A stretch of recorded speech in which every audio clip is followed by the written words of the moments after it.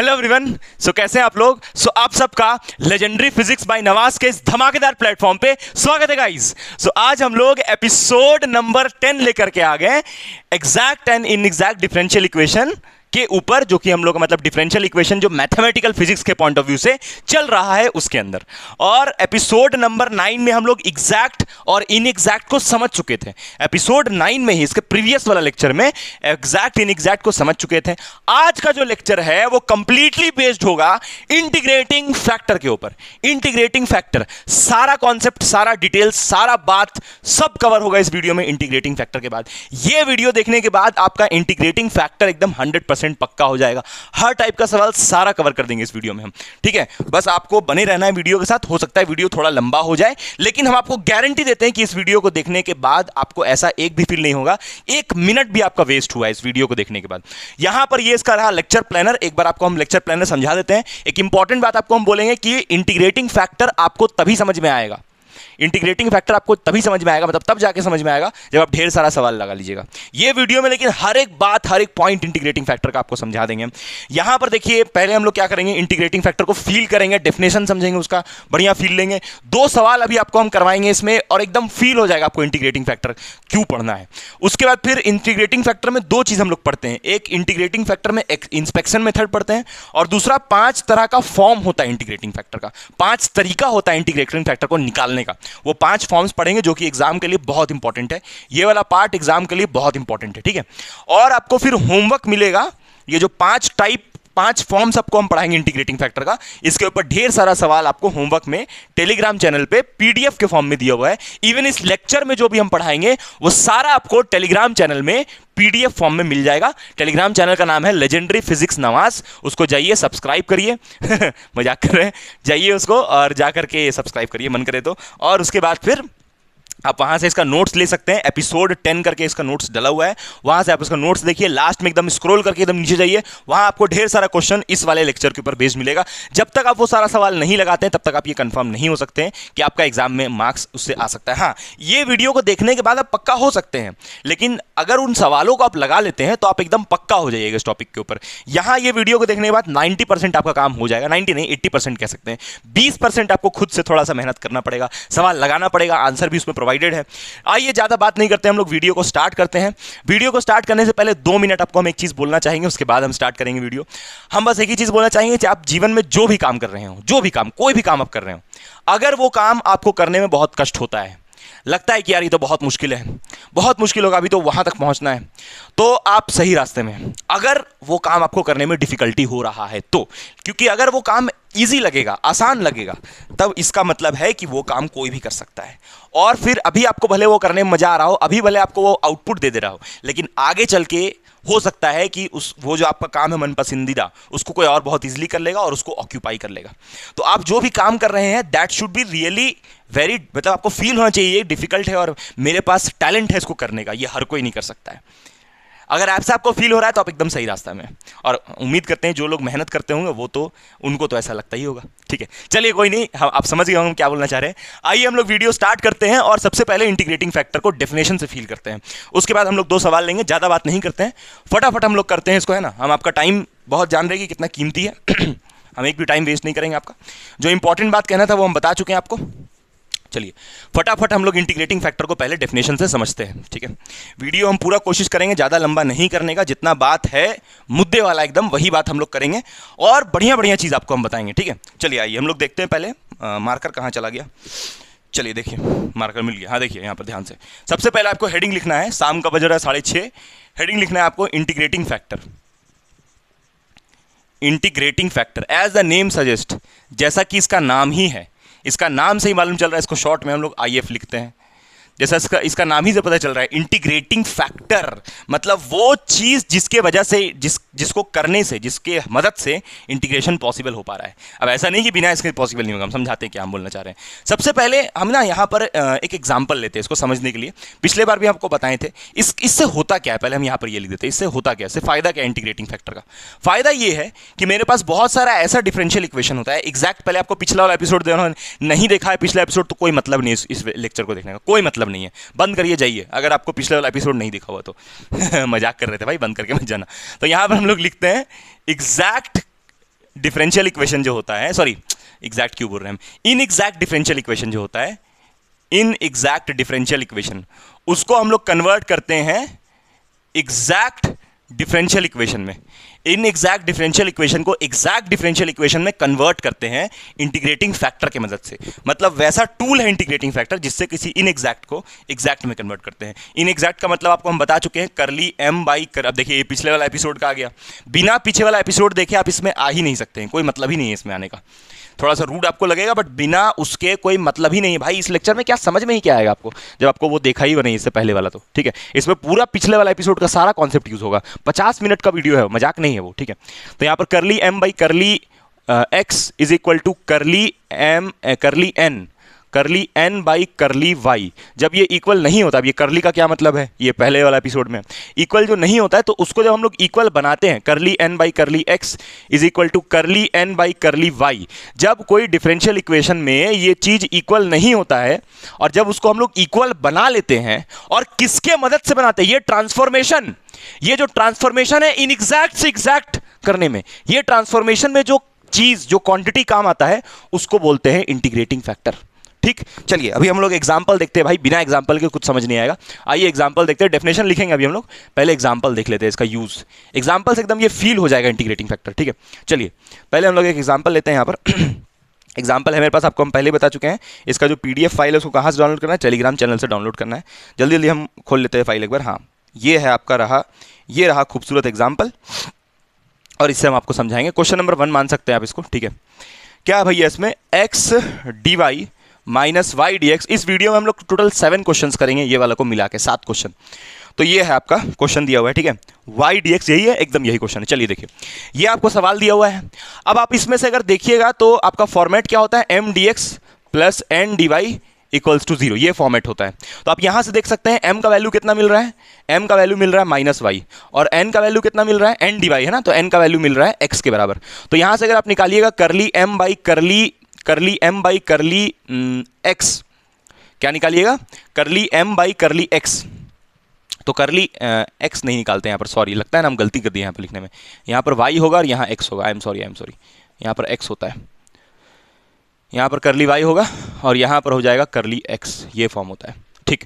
तो अगर आप यहाँ से निकालिएगा करली m बाई करली y, अगर ये निकालिएगा तो यहाँ से करली और यहाँ पर हो गया माइनस वाई अपॉन करली वाई, तो मतलब यहाँ से वैल्यू आ रहा है -1 के बराबर, ठीक है। कोई दिक्कत नहीं इसमें, एकदम कोई दिक्कत हमको नहीं लगता होगा। हम क्या किए भाई, फिर से बता देते हैं। यहाँ पर ये इक्वेशन हमको दिया हुआ था, स्टैंडर्ड फॉर्म होता है m d x plus n d y, किसी भी एग्जैक्ट डिफरेंशियल इक्वेशन का ये फॉर्मेट होता है। नहीं फॉर्मेट रहेगा तो उसमें अरेंज किया जाएगा, ये फॉर्मेट होता है। यहाँ से हम लोग m देखें तो m हो जाएगा माइनस वाई, तो m की जगह लिख लिए माइनस वाई, और यहाँ से n देखेंगे तो dy के आगे जो होता है उसको n बोलते हैं, तो n का वैल्यू हो जाएगा x। उसके बाद फिर यहाँ से निकालेंगे करली n बाई करली x, ठीक। तो करली n बाई करली x, ये पहला स्टेप होता है। आपको स्टेप्स भी हम पिछले वाला वीडियो में समझाए थे, सर बस करिए सर पिछले वाला वीडियो। तो यहाँ पर देखिए करली यहाँ से निकालेंगे तो ये 1 आ जाएगा। अब आप देख सकते हैं कि ये दोनों आपस में इक्वल कहीं से नहीं आ रहा है। चलिए यहाँ पर देखते हैं हम लोग यहाँ पर क्या देखें पहला स्टेप में, कि curly m by curly y is not equal to curly n by curly x, मतलब ये दोनों आपस में इक्वल नहीं है। तो मतलब ये कैसा डिफरेंशियल इक्वेशन है, तो इन एग्जैक्ट डिफरेंशियल इक्वेशन है। ये जो डिफरेंशियल इक्वेशन है ये इनएग्जैक्ट है, तो इसको हमको एग्जैक्ट बनाना है। तो इसको एग्जैक्ट बनाने के लिए हम यहां पर लेंगे एक इंटीग्रेटिंग फैक्टर। क्या लेंगे, इंटीग्रेटिंग फैक्टर, और वो इंटीग्रेटिंग फैक्टर जो हम यहां लेने वाले हैं वो होगा 1/x²। क्या ले लिए, 1/x²। अब ये इंटीग्रेटिंग फैक्टर 1/x², अब क्या मतलब ये इंटीग्रेटिंग फैक्टर 1/x² क्या मतलब, चलिए ऊपर वाला मिटा दें, ऊपर वाला मिटा दें, आइए मिटाते हैं। चलिए क्या करने वाले इंटीग्रेटिंग फैक्टर की मदद से, इनएग्जैक्ट है ये, इनएग्जैक्ट कैसे, क्लियर है ना भाई, बोथ साइड इसका इक्वल नहीं आ रहा है, आपको दिख रहा होगा ये दोनों साइड्स इसका इक्वल नहीं आ रहा है, मतलब कि ये और ये इक्वल नहीं आ रहा है, तो इसको हम लोग इंटीग्रेट नहीं कर सकते हैं। तो हम लोग क्या करेंगे, यहाँ पर एक टर्म लिए हैं इंटीग्रेटिंग फैक्टर। अब देखिए इससे क्या होगा, ये जो इक्वेशन है इसको मान लीजिए इक्वेशन स्टार, क्या मान लीजिए इसको इक्वेशन स्टार, और ये इक्वेशन स्टार को हम लोग क्या करेंगे, दोनों तरफ इंटीग्रेटिंग फैक्टर से मल्टीप्लाई करेंगे। क्या करेंगे, दोनों तरफ इंटीग्रेटिंग फैक्टर से मल्टीप्लाई करेंगे। आइए मल्टीप्लाई करते हैं, ठीक है। तो multiplying equation star both sides by integrating factor, तो इंटीग्रेटिंग फैक्टर यहाँ पर क्या है, ये वाला। अब कैसे आया ये सब समझाएंगे, कैसे पता चला कि इसी से मल्टीप्लाई करना सब बताएंगे। तो यहाँ पर जब मल्टीप्लाई करेंगे तो x d y minus y d x, और इधर मल्टीप्लाई करेंगे 1/x² से, और यहाँ पर तो खैर जीरो है, यहाँ तो मल्टीप्लाई इस तरफ मल्टीप्लाई हुआ, इस तरफ भी मल्टीप्लाई हुआ 1/x², बट जीरो हो गया। इसको 1/x² से मल्टीप्लाई क्यों करना पड़ रहा है, क्योंकि ये डिफरेंशियल इक्वेशन एग्जैक्ट नहीं आ रहा है, ये इनएग्जैक्ट आ रहा है, तो इसको एग्जैक्ट में कन्वर्ट करने के लिए मल्टीप्लिकेशन किया जा रहा है। इतना बात आपको समझ में आ रहा होगा। तो इसको जब इसमें मल्टीप्लाई कर देंगे तो कितना मिल जाएगा, यहाँ से आ जाएगा 1/x dy माइनस ये यहाँ चला जाएगा तो y/x dx is equal to 0 मिलेगा कि नहीं, y/x dx is equal to 0, ये मिल जाएगा। बहुत बढ़िया, कोई दिक्कत नहीं इसमें। इसको मान लेते हैं डबल स्टार इक्वेशन, इसको मान लेते हैं डबल स्टार इक्वेशन, ठीक। इसको यहाँ पर 1/x² को मल्टीप्लाई कर दे। अब ध्यान से देखिएगा, अब डबल स्टार इक्वेशन से फ्रॉम डबल स्टार इक्वेशन, अब डबल स्टार इक्वेशन से अगर हम लोग देखेंगे तो m का वैल्यू कितना है, m का वैल्यू है माइनस y/x, m का वैल्यू है माइनस y/x, और n का वैल्यू कितना है, n का वैल्यू है 1/x, n का वैल्यू 1/x। तो यहाँ से हम लोग निकालेंगे करली m बाई करली y निकालेंगे, करली m बाई करली y निकालेंगे। तो यानी कि यहाँ से y के रिस्पेक्ट में इसको जब डिफरेंशिएट करेंगे ये वाले को, तो डिफरेंशिएट करने से यहाँ से 1/x आ जाएगा, क्योंकि x कांस्टेंट रहेगा, partial derivative x constant, y का डेरिवेटिव कितना होगा 1, यानी कि माइनस 1/x आएगा। सिमिलर वे में यहाँ पर से निकालेंगे करली n बाई करली x, तो यहाँ पर ये 1/x है ना, तो 1/x को हम लिख सकते हैं x का पावर -1, डेरिवेटिव करना है तो x को ऊपर लेके x का पावर -1, माइनस सामने आएगा x का पावर -1 यानी माइनस x का पावर -2 यानी -1/x², ठीक, -1/x², n x का पावर n-1। एक सेकंड, यहाँ पर ये गड़बड़ कैसे आ रहा है, डेरिवेटिव किए जब हम लोग y के रिस्पेक्ट में, तो y के रिस्पेक्ट में डेरिवेटिव करने से -1/x बचा, कहीं पर कुछ गड़बड़ तो अच्छा नहीं, ठीक तो है, ये यहाँ मल्टीप्लाई हुआ कटा, ठीक है। यहाँ पर मैच नहीं कर रहा है, मैच तो करना चाहिए भाई, ठीक है, तुरंत मैच कर जाना चाहिए, मतलब कि इक्वल आ जाना चाहिए दोनों, ठीक है। तो यानी कि यहाँ अच्छा यहाँ पर ना 1/x² होगा, अच्छा गलती हो गया यहाँ पर, देखिए ये x² यहाँ गया, और ये जैसे इंटीग्रेटिंग फैक्टर से मल्टीप्लाई करते हैं ये एग्जैक्ट आ जाता है, तो इसको यहाँ मल्टीप्लाई किया, इसको यहाँ मल्टीप्लाई किया, तो यहाँ पर x² होगा, सॉरी गाइस, यहाँ पर x² होगा, ठीक। तो यहाँ पर x² है तो यहाँ भी क्या लिखना पड़ेगा, x का स्क्वायर लिखना पड़ेगा। आराम से फिर से बता देते हैं, देखिए m यहाँ पर क्या होगा, m का मतलब होता है m dx, तो ये m है ये वाला, तो यानी कि यहाँ पर भी क्या लगेगा स्क्वायर, तो यहाँ भी क्या लगेगा स्क्वायर। फिर दोबारा बता देते हैं, आराम से देखिए, ये है m dx और ये n dy है, तो हम यहाँ से क्या उठा लिए m, देखिए m को उठा के देखिए यहाँ पर लिखे हैं, कोई दिक्कत नहीं भाई, m dx n dy, तो m को उठा के यहाँ लिख दिए। पिछला वाला वीडियो देखा होना चाहिए, जिसका नहीं देखा हुआ है उसको ये सब और समझ नहीं आएगा, ठीक। तो यहाँ से इसको उठा लिए -y/x², और सिमिलरली n को उठा लिए 1/x², n को उठा लिए 1/x है, 1/x² नहीं है, n को उठा लिए, n कितना है, n है 1/x, ठीक। अब इसको जब डेरिवेटिव किए x के रिस्पेक्ट में, इसका तो यहाँ पर स्क्वायर आएगा ना, क्योंकि ये y का 1 हो गया, y के रिस्पेक्ट में कर रहे थे, y का 1 हो गया, -1/x² बच गया, ठीक। और यहाँ पर जब x के रिस्पेक्ट में करेंगे हम लोग, जब x के रिस्पेक्ट में यहाँ पर करेंगे इस वाले टर्म को, क्योंकि करली n बाई करली x होता है, तो डिफरेंशिएट करने से आएगा -1/x²। अब आप देख सकते हैं दोनों आपस में इक्वल आ रहा है, दोनों आपस में इक्वल आ रहा है। इससे पहले जब ये वाला इक्वेशन था और यहां से जब हम लोग m और n निकाल के सॉल्व कर रहे थे तो ये इनएग्जैक्ट आ रहा था, बट जैसे ही हम लोग इसी वाले इक्वेशन को इसी वाले इक्वेशन को मल्टीप्लाई कर दिए, ये स्टार वाले इक्वेशन को मल्टीप्लाई कर दिए 1/x² से, तो अब ये वाला जो इक्वेशन है इसमें से m और n जब फिर से निकाले और चेक किए तो ये आपस में क्या आ रहा है, ये आपस में आ रहा है इक्वल, ये आपस में आ रहा है इक्वल, ये आपस में आ रहा है इक्वल। मतलब यहां से हमको क्या दिख रहा है, यहां से हमको दिख रहा है curly m by curly y is equal to curly n by curly x, आपस में दोनों आपस में इक्वल आ रहा है। तो दोनों आपस में इक्वल आ रहा है, यानी कि the equation becomes exact differential equation. अब ये एक एग्जैक्ट डिफरेंशियल इक्वेशन बन चुका है, अब इसका इंटीग्रेशन डायरेक्टली हो सकता है। जब इक्वेशन एग्जैक्ट होता है तभी उसका हम लोग इंटीग्रेशन करते हैं, मतलब अब ये इंटीग्रेबल हो चुका है, अब इसको इंटीग्रेट करना है।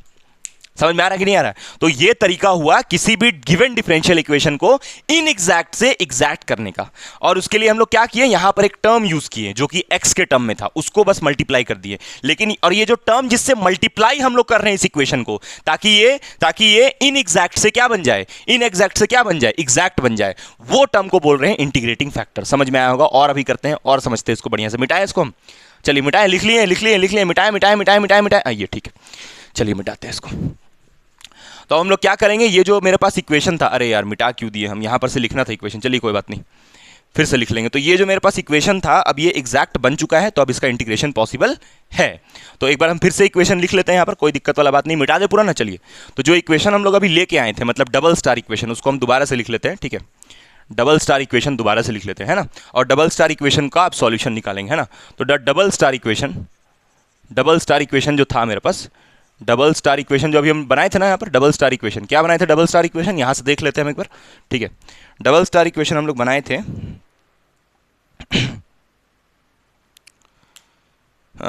डबल स्टार कहाँ चला गया है डबल स्टार इक्वेशन, रुक, हाँ मिल गया। देख भाई, तो इक्वेशन जो हम लोग बनाए थे double star equation, that was multiply करने के बाद इक्वेशन आया था हम लोग का 1/x dy minus y/x² dx equal to 0। यही क्या था ना, है ना। हाँ, यही इक्वेशन था, ये डबल स्टार था। चेक कर लेना भाई पीछे जाके, हम यहाँ पर मोबाइल में सॉल्व किया हुआ, वहीं से हम देख के लिख लिए इसको, ठीक। तो हम लोग क्या करेंगे, इस इक्वेशन को इंटीग्रेट करेंगे, इंटीग्रेटिंग बोथ साइड। लेकिन इंटीग्रेटिंग बोथ साइड डायरेक्टली नहीं करना, इंटीग्रेशन का भी एक तरीका है जो पिछले वीडियो में सिखाया गया है। Integration m dx plus integration n dy is equal to c। और यहाँ पर क्या करते हैं, y को मानते हैं कांस्टेंट। जब m को इंटीग्रेट करते हैं तो y को कांस्टेंट मानते हैं। और यहाँ पर इस वाले इंटीग्रल में क्या करते हैं, ये सब पिछले वाले वीडियो का है, excluding the terms containing x, n का वो टर्म्स जो कि x को कंटेन कर रहा है उसको हटा देते हैं, n का वो टर्म जो कि x को कंसिस्ट कर रहा है। तो यहाँ से अगर हम लोग कंपेयर करें m dx plus n dy equals to 0 के ऊपर, तो m यहाँ पर क्या हो जाएगा, m हो जाएगा आपका ये वाला, दिस इज m, और n आपका क्या हो जाएगा, n हो जाएगा 1/x, ठीक। तो यानी कि हम लोग यहाँ पर आप देखिए n में n का x वाला टर्म को हटाना है, और n में तो खाली x वाला टर्म है, यानी कि यहाँ पर ये वाला इंटीग्रल क्या हो जाएगा, 0, क्योंकि x का टर्म को हटाना है, x ही खाली आ रहा है तो उसको 0 कर दिए, यहाँ पर c बचेगा। अच्छा, इधर m का वैल्यू कितना है, माइनस y/x², तो यहाँ पर लिख लेते हैं इंटीग्रेशन माइनस y/x², और यहाँ पर हो जाएगा dx, कोई दिक्कत नहीं, यहाँ पर हो जाएगा dx। आइए इधर आगे इंटीग्रेट करते हैं, तो आगे इसका हो जाएगा माइनस y बाहर चला जाएगा, यहाँ पर है 1/x², है ना, 1/x² dx, और इस तरफ है c, ठीक है, इस तरफ है इंटीग्रेटिंग कांस्टेंट c। तो यहाँ पर 1/x² है, तो 1/x² को हम लिख सकते हैं x का पावर, 1/x² को x का पावर -2, तो x का पावर -2 + 1/-2 + 1, तो x का पावर -1/-1 यानी -1/x। इसका इंटीग्रेशन ये वाले का, तो -y, और इसका इंटीग्रेशन आया -1/x बराबर c, यानी कि ये आ गया y/x इक्वल्स टू c, यानी कि ये हो गया मेरा इसका रिक्वायर्ड सॉल्यूशन, ये हो गया required solution of the differential equation. अब एक चीज़ आपको हम बताए थे, ये आ गया रिक्वायर्ड सॉल्यूशन, ठीक है। आप लिख सकते हैं कि this is the required solution of the differential equation. अब आप एक चीज़ मिटा देना इसको, चलिए मिटा रहे हैं हम, ठीक है। आपको लिखना है ये सब कॉपी में, बिना लिखे आलसी आदमी लिखना है, खाली वीडियो देखने से कुछ नहीं होगा, पूरा लिखना पड़ेगा। अभी तो बस ये स्टार्ट हुआ है, बस अभी तो है, ठीक। तो ये आया रिक्वायर्ड सॉल्यूशन। अब आप देखिए ये जो रिक्वायर्ड सॉल्यूशन आया है y/x बराबर c, इसको हम लोग क्या करते हैं, डिफरेंशिएटिंग बोथ साइड। इसको अगर मतलब ये आंसर हो गया, यहीं तक आप एग्जाम में छोड़ सकते हैं, कुछ एक्स्ट्रा आपको बता रहे हैं। इसको अगर दोबारा डिफरेंशिएट करेंगे बोथ साइड, तो यहां से डिफरेंशिएट करने से dy/x, और यहां पर क्या है c, तो y/x को अगर यहाँ पर डेरिवेटिव ऑफ दोनों तरफ डिफरेंशिएट कर रहे हैं, तो ये कांस्टेंट का डेरिवेटिव 0 हो जाएगा। यहाँ तो y/x है, तो मतलब कि यहाँ पर क्या लगेगा, y/v, मतलब u/v रूल लगेगा।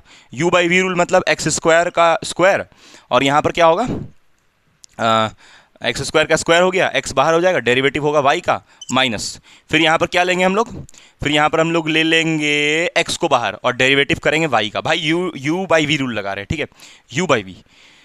अच्छा, बराबर ये c का डेरिवेटिव कितना हो जाएगा, 0, यानी कि यहाँ से आ जाएगा x dy minus x dy कहाँ से आ रहा है, अरे भाई कुछ गलती कर दिया है तरीके, यहाँ पर x बाहर हुआ, y का हुआ, y बाहर होगा ना, यहाँ पर y बाहर होगा और x का डेरिवेटिव होगा, हाँ, तो यानी कि y dx बराबर 0।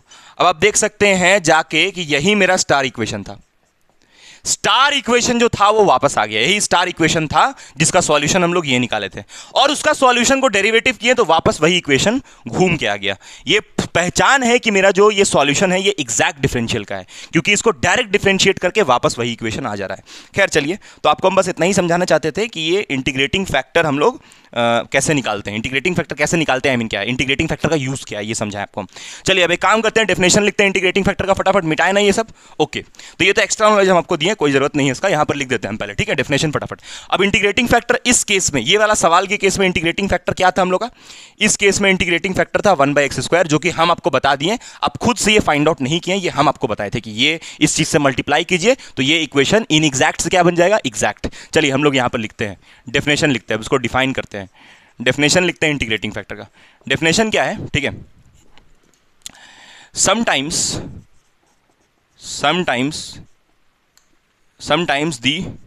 The differential equation,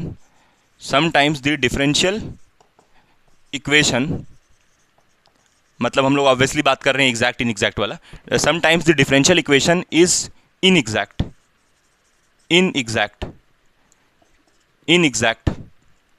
differential equation, and to make it exact differential equation, we multiply that inexact differential equation with a suitable function which is in terms of x or y or x and y, to make that equation exact, and that function with which we multiply, and that function with which we multiply the differential equation is called integrating factor। चलिए पढ़िए एक बार क्या लिखा है। कभी कभी जो मेरे पास डिफरेंशियल इक्वेशन होता है वो इनएग्जैक्ट डिफरेंशियल इक्वेशन होता है और उसको हमको एग्जैक्ट बनाना होता है। तो एग्जैक्ट बनाने के लिए उसको हम लोग मल्टीप्लाई करते हैं, we multiply that inexact differential equation, उसको हम लोग क्या चीज़ से मल्टीप्लाई करते हैं, कोई सूटेबल फंक्शन से, और इसी सूटेबल फंक्शन को हम लोग बोलते हैं इंटीग्रेटिंग फैक्टर, है ना, विच, और ये integrating factor which is in,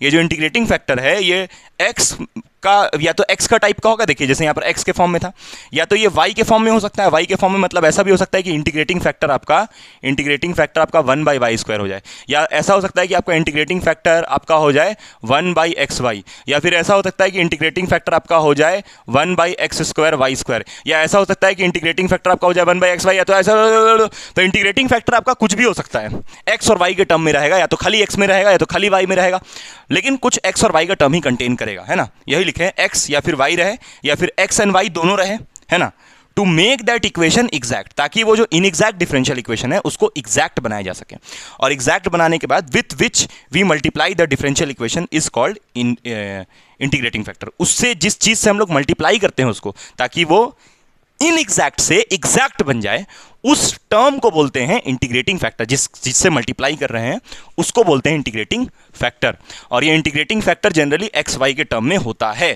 ठीक है। अब ये इंटीग्रेटिंग फैक्टर के बारे क्या मतलब, इसका नाम ऐसा क्यों है, वाई इसको हम लोग इंटीग्रेटिंग फैक्टर ऐसा नाम क्यों दे रहे हैं, इसीलिए इसको ऐसा नाम दे रहे हैं इंटीग्रेटिंग फैक्टर, क्योंकि इसी के वजह से वो जो मेरे पास इक्वेशन था उसको हम इजीली इंटीग्रेट कर पा रहे हैं। मतलब वो जो मेरे पास डिफरेंशियल इक्वेशन था उसको इंटीग्रेट करना पॉसिबल था, लेकिन अगर उसको आसानी से इंटीग्रेट करना है, ऐसा नहीं है कि डिफरेंशियल इक्वेशन को बिना इंटीग्रेटिंग फैक्टर के हम लोग नहीं काम कर सकते हैं। अगर इंटीग्रेटिंग फैक्टर से नहीं भी मल्टीप्लाई करेंगे तो भी उसका सॉल्यूशन निकाला जा सकता है, लेकिन अगर इंटीग्रेटिंग फैक्टर से मल्टीप्लाई कर देंगे तो सॉल्यूशन निकालना आसान हो जाएगा। तो इंटीग्रेटिंग फैक्टर के मदद से एग्जैक्ट बनाते हैं और उसका सॉल्यूशन निकालना आसान हो जाता है। मतलब जो हम लोग सॉल्यूशन जैसे निकाले थे उसको बिना आप मल्टीप्लाई किए भी निकाल सकते हैं, ऐसे ही सॉल्व हो जाता है वो इक्वेशन। लेकिन बहुत जो डिफिकल्ट बड़ा इक्वेशंस रहता है जिसको आप बहुत लेंदी मेथड जाता है, तो अगर उसको हम लोग इंटीग्रेटिंग फैक्टर से मल्टीप्लाई करके तब सॉल्व करें तो आसानी होगा सॉल्व करने में। तो ऐसा नहीं कि खाली इंटीग्रेटिंग फैक्टर्स के बिना कुछ नहीं हो सकता है इससे भी, लेकिन अगर इससे मल्टीप्लाई करके काम करेंगे तो ईजी पड़ेगा। समझ में आया कि नहीं आया? चलिए यहां लिख देते भाई, है ना। Integrating factor is named so, इसका नाम इसलिए ऐसा है, is named so because it makes the differential equation easily integrable, मतलब बिना इसके भी इंटीग्रेशन हो सकता है, लेकिन अगर इससे मल्टीप्लाई कर दें तो इजीली इंटीग्रेबल हो जाएगा। चल समझ गया भाई, सारा बात एकदम क्लियर है, दिमाग में घुस गया, ठीक है। अब हम लोग समझते हैं मेन यहां पर सबसे बड़ा सवाल कि सर इंटीग्रेटिंग फैक्टर पता कैसे चलेगा। सबसे बड़ा सवाल यही है।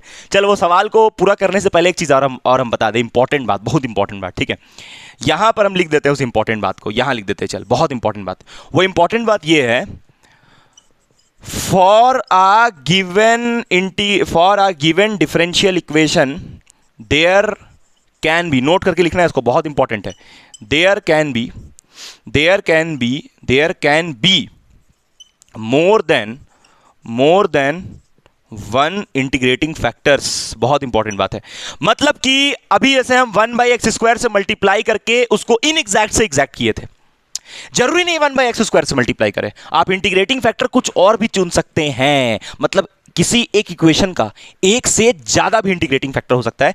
नहीं समझ में आया सर, चल एग्जांपल देते हैं, इसका भी हम देंगे एग्जांपल से पूरा बात दिमाग में घुस जाएगा। पहले थोड़ा हम पानी पी लेते हैं 2 मिनट, एग्जांपल से सारा, इसका एग्जांपल अभी हम देंगे, बिना एग्जांपल के कुछ समझ नहीं आएगा। चलो एग्जांपल देते हैं।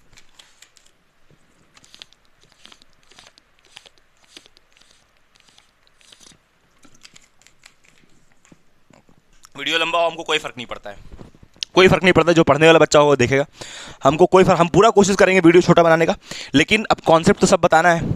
वीडियो लंबा को कोई फर्क नहीं पड़ता, जा। भाई मजाक कर रहे हैं भाई, फर्क पड़ता है भाई, ऐसा नहीं है यार, फर्क पड़ता है, तुम लोग बिना वीडियो देखे चल जाएगा यार।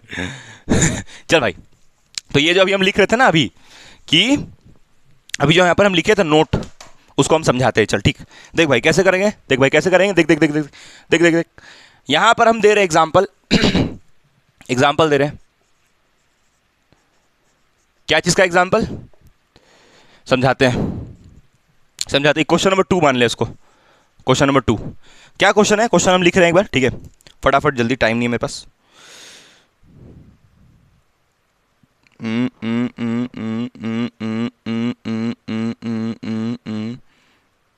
क्वेश्चन कहाँ गया यार?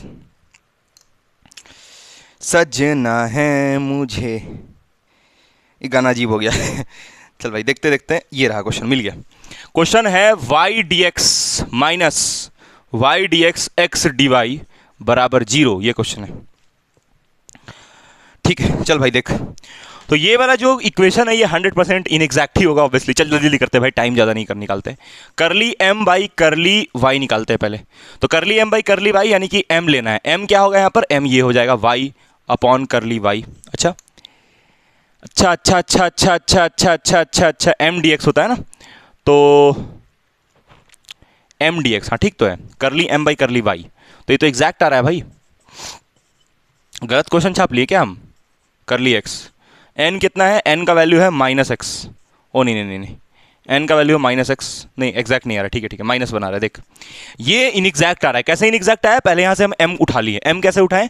m यहाँ से y हो जाएगा भाई, और n कितना हो जाएगा? -x, ये सब बता चुके हैं हम पहले।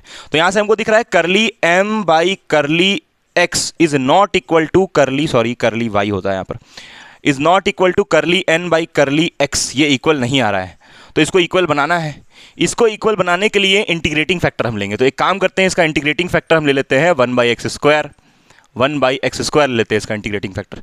तो यहाँ से जब इसको मल्टीप्लाई करेंगे, इसको मान लेते हैं इक्वेशन स्टार। बाप रे, ये बाल बहुत डिस्टर्ब कर रहा है यार। इक्वेशन स्टार मान लेते हैं इसको, उसके बाद फिर सॉल्व करते हैं। तो यहाँ से कितना हो जाएगा?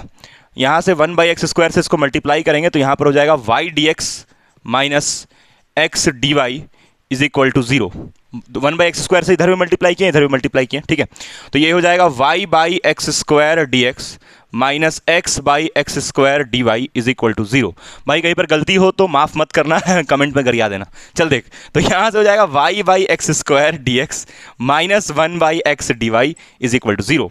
चल भाई यहाँ से भी हम लोग देखेंगे करली, अब देखते हैं, अब तो मल्टीप्लाई हो गया, सॉल्व हो गया। अब करली m बाई करली y निकालेंगे यहाँ से। तो m कितना है? m है ये वाला m dx, तो m ये वाला है, तो करली ये वाला m है ना, तो इसको डिफरेंशिएट करेंगे y के रिस्पेक्ट में, ये वाला को तो y के रिस्पेक्ट में डिफरेंशिएट करेंगे। चल लिखिए देते हैं यहाँ पर, तुम लोग बहुत गरीब आदमी है यार, कुछ समझ में आता नहीं तुम लोग को। यहाँ से y का डेरिवेटिव करेंगे y के रिस्पेक्ट में, सॉरी मतलब y का डेरिवेटिव करेंगे हाँ y के रिस्पेक्ट में, तो यहाँ से y का डेरिवेटिव 1 हो जाएगा, यहाँ से बच जाएगा 1/x²। कोई डाउट है इसमें भाई? देख ले भाई, इंटीग्रेशन अब डिफरेंशिएशन भी नहीं आता तो हम क्या करें, चल घुसा नहीं रहे भाई। करली n बाई करली x यहाँ से निकालना है। n कितना है? -1/x। 1/x मत बोल देना, थपड़ा देंगे एकदम, थप्पड़ जड़ देंगे 4-5, -1/x होगा। तो यहाँ से हो जाएगा -1/x अपॉन करली x।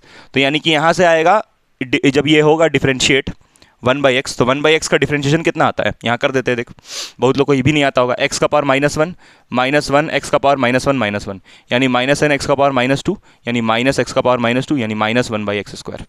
ठीक, तो इसका हम डिफरेंशिएट किया ये वाले का, तो कितना आया? -1/x²। इसका डिफरेंशिएशन आया, माइनस तो एक पहले से ही है और -1/x² आया। ठीक, उधर दिख रहा है कि नहीं यार पता नहीं, देख लेते हैं। अच्छा दिख रहा है, तो यानी कि यहाँ से कितना हो गया? ये 1/x² हो गया। ठीक, देखिए ये भी 1/x², ये भी 1/x², यानी कि हम यहाँ से क्या बोल सकते हैं? देयरफॉर यहाँ से हमको क्या मिल गया भाई? यहाँ से हमको क्या मिल गया भाई? यहाँ से हमको ये मिल गया भाई, यहाँ से हमको ये मिल गया भाई कि curly m by curly y is equal to curly n by curly x, दोनों आपस में इक्वल बन गया, दोनों आपस में इक्वल बन गया। मतलब कि ये इक्वेशन अब एग्जैक्ट बन गया। कैसे एग्जैक्ट बना? हम लोग क्या किए? 1/x² चुन के और बनाए, ये एक मेथड हुआ, ये एक मेथड हुआ। 1/x² से मल्टीप्लाई किया तब जाके हुआ। तो अब ये जो मेरे पास इक्वेशन है इसको दोनों तरफ इंटीग्रेट करेंगे, इसका सॉल्यूशन हम लोग निकाल लेंगे। समझ गया ना कैसे निकालना सॉल्यूशन, जो हम बताएं फॉर्मूला उसी से। चल ठीक, लेकिन इसी इक्वेशन को अगर हम ये इंटीग्रेटिंग फैक्टर यूज करके ना बनाना चाहे तो क्या कोई दूसरा ऑप्शन है? तो आंसर है हमेशा जीवन में दूसरा ऑप्शन होता है। वैसे ही यहां भी इंटीग्रेटिंग फैक्टर ये यूज करना जरूरी नहीं है, दूसरा ऑप्शन है। इसलिए आपको हम बोल रहे हैं कि जो आपके साथ है अगर वो आपको छोड़ देती है तो छोड़ने दीजिए, दूसरा ऑप्शन है। चलिए आगे बढ़ते हैं। तो यहां पर हम लोग क्या करेंगे? दूसरा ऑप्शन लेंगे। ठीक है, दूसरा इंटीग्रेटिंग फैक्टर लेंगे। 1/x² से भी आ रहा है, इक्वल आ गया। ये अगर 1/x² से दोनों तरफ मल्टीप्लाई कर दिए तो ये एग्जैक्ट बन गया। लेकिन हम चाहते हैं कि 1/x² से मल्टीप्लाई ना करें, कोई दूसरा ले, तो वो भी है। लेकिन अब हमेशा ऐसा नहीं होगा भाई, है ना। पहली बात तो इंटीग्रेटिंग फैक्टर क्या होगा इसको खोजना ही बहुत मुश्किल है, मुश्किल है, सही में मुश्किल काम है इंटीग्रेटिंग फैक्टर खोजना। तो इस बार हम लोग एक काम करते हैं, सेकंड मेथड चलते हैं इसी का, और इंटीग्रेटिंग फैक्टर इस बार ले लेते हैं 1/y² और देखते हैं कि इक्वल आ रहा है कि नहीं आ रहा है, इक्वल आ रहा है कि नहीं आ रहा है। चलिए आइए देखते हैं। ये बाल यार बहुत, इसका कुछ उपाय करना पड़ेगा। हम सोच रहे हैं कि कुछ बढ़िया उपाय सोचते हैं। चलिए, तो यहाँ से हम लोग एक काम करते हैं कि निकालते हैं करली मतलब यहाँ से मल्टीप्लाई कर लेते हैं। यही इक्वेशन था ना, ये वाला स्टार इक्वेशन, तो इसको मल्टीप्लाई करते हैं स्टार इक्वेशन को। तो y/y² dx minus x/y² dy is equal to 0। यहाँ भी y² से मल्टीप्लाई इधर भी किए, 0 हो गया दोनों तरफ। ठीक, तो यहाँ से हो जाएगा 1/y dx minus x/y² dy equals to 0। ठीक, अब इसको क्या करेंगे? अब यहाँ से m उठा लेते हैं। तो यहाँ से करली m बाई करली क्या निकालते हैं? करली y निकालते हैं। तो करली m कितना है? 1/y करली y, यही है ना, 1/y करली y। 1/y का डेरिवेटिव कितना आता है? -1/y²। सिमिलर वे में हम लोग यहाँ से ले लेंगे करली n बाई करली x। तो करली n कितना है? -x/y², और यहाँ से करली x, यानी कि यहाँ से जब हम लोग x का डेरिवेटिव 1 हो जाएगा, बचेगा -1/y² and it is coming equal. Again it is coming equal. अगर हम लोग ये इंटीग्रेटिंग फैक्टर लेके बना रहे हैं तो भी इक्वल आ रहा है। बहुत बढ़िया, बहुत बढ़िया, तालियां तालियां तालियां तालियां। तो यहां से curly m by curly y is equal to curly n by curly x equal आ गया, इक्वल आ गया। तो यानी कि एक डिफरेंशियल इक्वेशन के लिए, एक डिफरेंशियल इक्वेशन जो कि इनएग्जैक्ट आ रहा है, अगर उसको हमको एग्जैक्ट बनाना है तो उसको इंटीग्रेटिंग फैक्टर से मल्टीप्लाई करना है। यहां तक आपको समझ में आया था। एक नया चीज क्या ऐड हुआ है इसमें? हम चाहे तो किसी एक डिफरेंशियल इक्वेशन के लिए एक से ज्यादा इंटीग्रेटिंग फैक्टर भी हो सकता है, एक से ज्यादा इंटीग्रेटिंग फैक्टर भी हो सकता है। यहां पे पहले हम लोग इसके पहले वाले में क्या किए थे? 1/x² से मल्टीप्लाई किए थे, तब भी एग्जैक्ट आया था, मतलब दोनों ये इक्वल आ गया था टर्म, अभी भी इक्वल आ रहा है। बहुत बढ़िया, ठीक है, समझ में आ गया आपको इंटीग्रेटिंग फैक्टर। तो यहां लिख देते हैं फॉर अ गिवन, फिर से लिख देते हैं फॉर अ गिवन, तू भी लिख आलसी आदमी, for a given differential equation there can be more than one integrating factors. अभी समझ में आया इसका मतलब? एक से ज्यादा इंटीग्रेटिंग फैक्टर एग्जिस्ट कर सकता है। उधर दिख रहा है कि नहीं दिख रहा है कि हम ये अंदाजी खाली लिख रहे हैं उधर? अरे बहुत बढ़िया दिख रहा है, लाजवाब दिख रहा है। चल ठीक है भाई, अब चलते हैं हम लोग मेन मुद्दे पे। और अब सर यहां पर सबसे पहला सवाल यही है कि सर इंटीग्रेटिंग फैक्टर बता तो दिए, आप समझ में भी आ गया लेकिन पता कैसे चलेगा कि कौन सा लेना है? तो उसके लिए भाई दो तरीका है, मिटाए इसको, मिटाए मिटाए मिटाए मिटाए, ओके चलिए। तो उसके लिए दो तरीका है भाई, दो तरीका मतलब कि दो तरह का मेथोडोलॉजी बताया गया हम लोग को इंटीग्रेटिंग फैक्टर निकालने के लिए। पहला वाला मेथोडोलॉजी जो है थोड़ा सा डिफिकल्ट है, दूसरा वाला मेथोडोलॉजी कंपैरेटिवली इजियर है। अब एक चीज आपको हम बता दें कि जरूरी नहीं है कि हमेशा डिफरेंशियल इक्वेशन को इंटीग्रेटिंग फैक्टर से मल्टीप्लाई करना है तब सॉल्व करना है, ऐसा कुछ नहीं है। अगर आपका डिफरेंशियल इक्वेशन होमोजीनियस मेथड से सॉल्व हो रहा है, मतलब अगर वो होमोजीनियस डिफरेंशियल इक्वेशन है, तो मत करिए इंटीग्रेटिंग फैक्टर से मल्टीप्लाई, सिंपली होमोजीनियस मेथड से सॉल्व कीजिए। एग्जैक्ट इनएग्जैक्ट ये सब करने की जरूरत ही नहीं। तो ऐसा कुछ नहीं कि इसी मेथड से करना है, ये बस हम लोग सीख रहे हैं और एग्जाम में आएगा ये, और एग्जाम में अगर बोलेगा कि वैसे ही करना तो वैसे ही कीजिए, नहीं तो सिंपली सॉल्व करिए, ठीक है। खैर यहां पर हम लोग आते हैं मेन मुद्दे पे। तो दो तरीका है भाई, दो तरीका है, दो मेथड है, दो मेथड है इंटीग्रेटिंग फैक्टर को पहचानने का। दोनों अभी हम बताएंगे, अभी हम लोग चलेंगे कॉपी में, उसमें समझेंगे क्योंकि वीडियो लंबा हो जाएगा। तो दो मेथड है, पहला मेथड है इंटीग्रेटिंग फैक्टर खोजने का, है ना, इंटीग्रेटिंग फैक्टर को खोजने का, तलाश करने का। तलाश करने का दो मेथड है। पहला मेथड है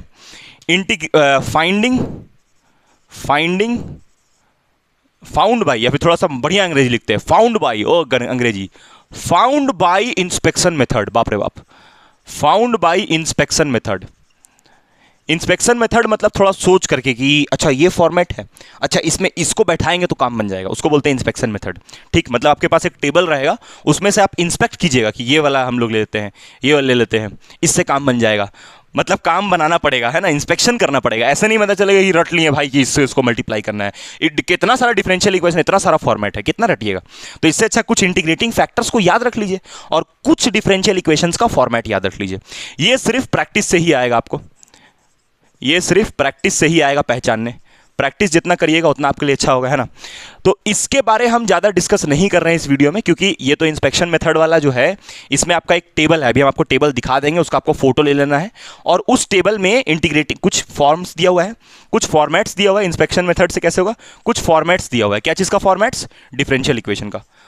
और उन फॉर्मेट्स का इंटीग्रेटिंग फैक्टर दिया हुआ है। मतलब कि जैसे आपको हम बता रहे थे ना अभी, जैसे आपको करवाएं हम दो सवाल, तो जैसे अभी हम कुछ सवाल करवाएं, दो सवाल करवाएं, तो उनका इंटीग्रेटिंग फैक्टर एक का मतलब 1/x², 1/y² था। तो वैसा जो भी फॉर्मेट का आएगा डिफरेंशियल इक्वेशन, आपको पहले क्या करना, वैसा जो अभी हम करवा चुके दो सवाल, वो इसी के ऊपर था। अभी जो आपको हम करवाएं वो किसके ऊपर था? इंस्पेक्शन मेथड के ही ऊपर था। और उसमें आपको वैसा कभी भी फॉर्मेट दिखे तो आप 1/x² से कभी मल्टीप्लाई करके देखिए, कभी 1/y, जिससे काम बन जाए। अब इसके पिछले वाला दोनों से हो जा रहा था, इसका मतलब ये नहीं है कि हमेशा दोनों से होगा, ऐसा कुछ नहीं यार, ऐसा हो सकता है दोनों से ना हो। तो फिर और भी है टेबल में, और भी टेबल में इंटीग्रेटिंग फैक्टर्स है, उनका यूज करके आइडेंटिफाई करना है। तो ये टेबल अभी आपको हम दिखाएंगे, है ना, अभी हम दिखाएंगे, अभी अभी अभी बताएंगे। ये टेबल अभी आपको मिल जाएगा, इसके लिए एक टेबल है, ठीक है, इसके लिए एक टेबल है जो कि लर्न करना पड़ेगा, मतलब कि जो आपका काम आएगा, है ना। तो इससे इंटीग्रेटिंग फैक्टर टेबल से मिल जाएगा, ठीक है। कुछ फॉर्मेट्स रहेगा, उसका बता देंगे। दूसरा वाला देखिए, दूसरा वाला थोड़ा इंपॉर्टेंट है, special case integrating factor. Special case integrating factor मतलब कि इसमें हम लोग को पढ़ना है 5 फॉर्मेट्स, 5 फॉर्मेट्स, है ना। 5 फॉर्मेट्स किस लिए? इंटीग्रेटिंग फैक्टर कोई एग्जैक्ट नहीं रहेगा, है ना, to find integrating factor, to find integrating factor, to find integrating factor. मतलब जैसे तो इसमें तो हम आपको टेबल एक दे देंगे ना, और इसमें इसका ये इंटीग्रेटिंग फैक्टर होगा, इसका ये होगा, इसका ये होगा, इस डिफरेंशियल का इस टाइप ये होगा, इस डिफरेंशियल का ये होगा, तो उसका टेबल दे देंगे। इसमें कम से कम 7 इंटीग्रेटिंग फैक्टर्स होगा, कम से कम 7 होगा, ठीक है, कम से कम 7 होगा। और ये वाला में ये जो है ये स्पेशल केस, ये तो बहुत इंपॉर्टेंट है, मतलब एग्जाम में मेरे को लगता है इसी से सवाल आएगा आपका। और इसमें हम आपको करवाएंगे, अभी इसके ऊपर तो 2 क्वेश्चन हम करवाए हैं आपको, रेस्ट आपको खुद ट्राई करना है, ठीक है। और होमवर्क जो है ना PDF, उसमें आपको ये वाला हम दिए हैं, इसमें 5 क्वेश्चन हम करवाएंगे अभी आपको, 5 क्वेश्चन करवाएंगे। ये 5 क्वेश्चन से आपका ये सेकंड वाला दिमाग में घुस जाएगा, एग्जाम में इसी से आने का चांस है 100%। और बाकी इसके लिए तो हम बता दिए आपको, अभी हम टेबल दिखाएंगे, अभी टेबल दिखाएंगे, फिर ये वाले के ऊपर चलेंगे। तो हम लोग का मेन फोकस वीडियो में, जो हम लोग का मेन फोकस है वो किसके ऊपर रहेगा? मेन फोकस इस वाले के ऊपर रहेगा, ठीक है। बाकी इसका तो हम बता दिए। एक काम करेंगे, हम इसका एक एक्सरसाइज डाल देते हैं, उससे आप प्रैक्टिस कर लीजिएगा। जितना हम आपको देंगे ना उतना याद कर लीजिए। इसका आपको सवाल ना भी प्रैक्टिस करें तो चलेगा, हम आपको दे देंगे। और आप कोई भी बुक से सवाल इसका बना सकते हैं, या तो हम ही इसका सवाल दे देते हैं, कोई दिक्कत नहीं है। और बाकी इसका तो सवाल हम होमवर्क में डाल दिए हैं, लास्ट में एकदम जाएगा पीडीएफ में, ये एपिसोड का लास्ट में एकदम पीडीएफ में, एकदम लास्ट पेज में जाएगा, इसका जो पीडीएफ फाइल हम अपलोड किए हैं उसमें लास्ट पेज में जाइएगा, वहाँ आपको इसका ऊपर ढेर सारा सवाल मिल जाएगा। 5 फॉर्मेट, अभी 5 सवाल इसके ऊपर हम करवाते हैं। आइए हम लोग करके देखते हैं, ठीक है। 5 क्वेश्चन करवाएंगे, हम सोचे थे ज़्यादा क्वेश्चन डालने का, बट वीडियो झूठ का लंबा होता है, आप लोग भी देखते नहीं, आलसी लोग। चलिए आइए हम लोग बढ़ते हैं आगे और समझते हैं उसको। चलिए कंटिन्यू करते हैं, आप ये सब लिख लीजिए तब तक, ठीक है। आइए कंटिन्यू करते हैं। हाँ गाइस, तो इसके आगे आप देखिए, है ना, यहाँ से देखिए आगे। अब इसके आगे जो हम लोग को पढ़ना है, दैट इज़ मतलब कि जो आपको हम बता रहे थे वीडियो में भी, उसी के आगे हम कंटिन्यू कर रहे हैं। और इसमें भी आपको हम बताएंगे कि कैसे हम लोग इंस्पेक्शन मेथड से, आपको हम अभी जस्ट बताए थे ना 2 मेथड होता है पहचानने का। ये कॉपी में आपको इसलिए बता रहे हैं क्योंकि ऐसे बताते तो वीडियो बहुत लंबा हो जाता। तो अभी हमको समझा दिया आपको हम सारा। अभी देखिए, आपको हम बताए थे कि कुछ इंटीग्रेटिंग फैक्टर्स आपको याद रखना पड़ेगा। जैसे आप देखिए, अगर इस टाइप का डिफरेंशियल इक्वेशन होगा तो आप 1/x² को as a integrating factor use कर सकते हैं। जो आपको हम बोले थे ना कि टेबल आपको हम बताएंगे, तो ये वो टेबल हो गया, ठीक है। अरे यार, ये तो चलता ही नहीं है। ये वो टेबल हो गया जो आपको हम बताने वाले थे, ठीक है। So this is the table, है ना। और ये टेबल आपको कॉपी में बढ़िया से लिख लेना है। और अगर इंस्पेक्शन वाला से कोई भी क्वेश्चन आया तो आप इस वाले से बना सकते हैं। अगर ये फॉर्मेट का रहा तो आप इससे मल्टीप्लाई कर लीजिए, ये फॉर्मेट का रहेगा तो इससे मल्टीप्लाई कर लीजिए। कभी कभी लॉग के टर्म में भी आता है, तो अगर लॉग के टर्म में आया और अगर आधा भी इक्वेशन मैच कर रहा है ना, तो आप इसको यूज़ कर सकते हैं। मान लीजिए यहीं पर लिखा है प्लस ln x या log x लिखा हुआ है, प्लस log x ऐसे लिखा है, तो और आधा डिफरेंशियल इक्वेशन ये वाला है, तो आप इससे मल्टीप्लाई कर सकते हैं। बाकी और भी आप देख सकते हैं, अगर e का पावर x रहा कभी भी तो ये 7th वाला यूज़ कर सकते हैं। एकलौता ये 7th वाला ही है जिसमें e का पावर x है। तो अगर e का पावर x वाला डिफरेंशियल इक्वेशन आया और इनएग्जैक्ट आया, अगर वो इनएग्जैक्ट आया है ना, इसको कब यूज करना है? इफ इनएग्जैक्ट। अगर इनएग्जैक्ट रहा तब, आपको ये यूज करना है। बाकी और भी फॉर्मेट है साथ है। चलिए समझ गए होंगे, ये टेबल आपको लिख लेना है। और अगर इसमें से कोई भी फॉर्मेट मैच करता है और इनएग्जैक्ट आता है तो एग्जैक्ट बनाने के लिए आप इससे ये वाला से मल्टीप्लाई कर सकते हैं। चलिए ठीक है, ये बात आप समझ गए होंगे। आगे हम लोग बढ़ते हैं, ठीक है। नेक्स्ट हम लोग बढ़ते हैं आगे। अब आता है जो दूसरा तरीका होता है इंटीग्रेटिंग फैक्टर खोजने का, दूसरा फॉर्मेट जो होता है, जिसको हम लोग बोलते हैं integrating factor in special cases. ये तो पीछे वाला इंस्पेक्शन टेबल था।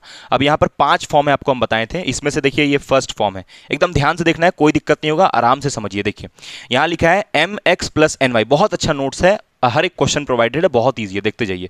यहाँ आपको थोड़ा सा बुक सब दिख रहा होगा, चलिए कोई नहीं। यहाँ पर लिखा है mx + ny ≠ 0, ये लिखा है mx + ny ≠ 0, ये लिखा हुआ है। तो इसका क्या मतलब हम समझाएंगे अभी आपको। यहाँ पर लिखा है कि अगर डिफरेंशियल इक्वेशन होमोजीनियस है, और तो उसका इंटीग्रेटिंग फैक्टर हम लोग ये यूज़ कर सकते हैं। ध्यान देने वाला बात है, अगर डिफरेंशियल इक्वेशन होमोजीनियस है तो उसके लिए ये वाला हम लोग फॉर्मेट यूज़ कर सकते हैं। देखिए ये इंटीग्रेटिंग फैक्टर का निकालने का तरीका हुआ।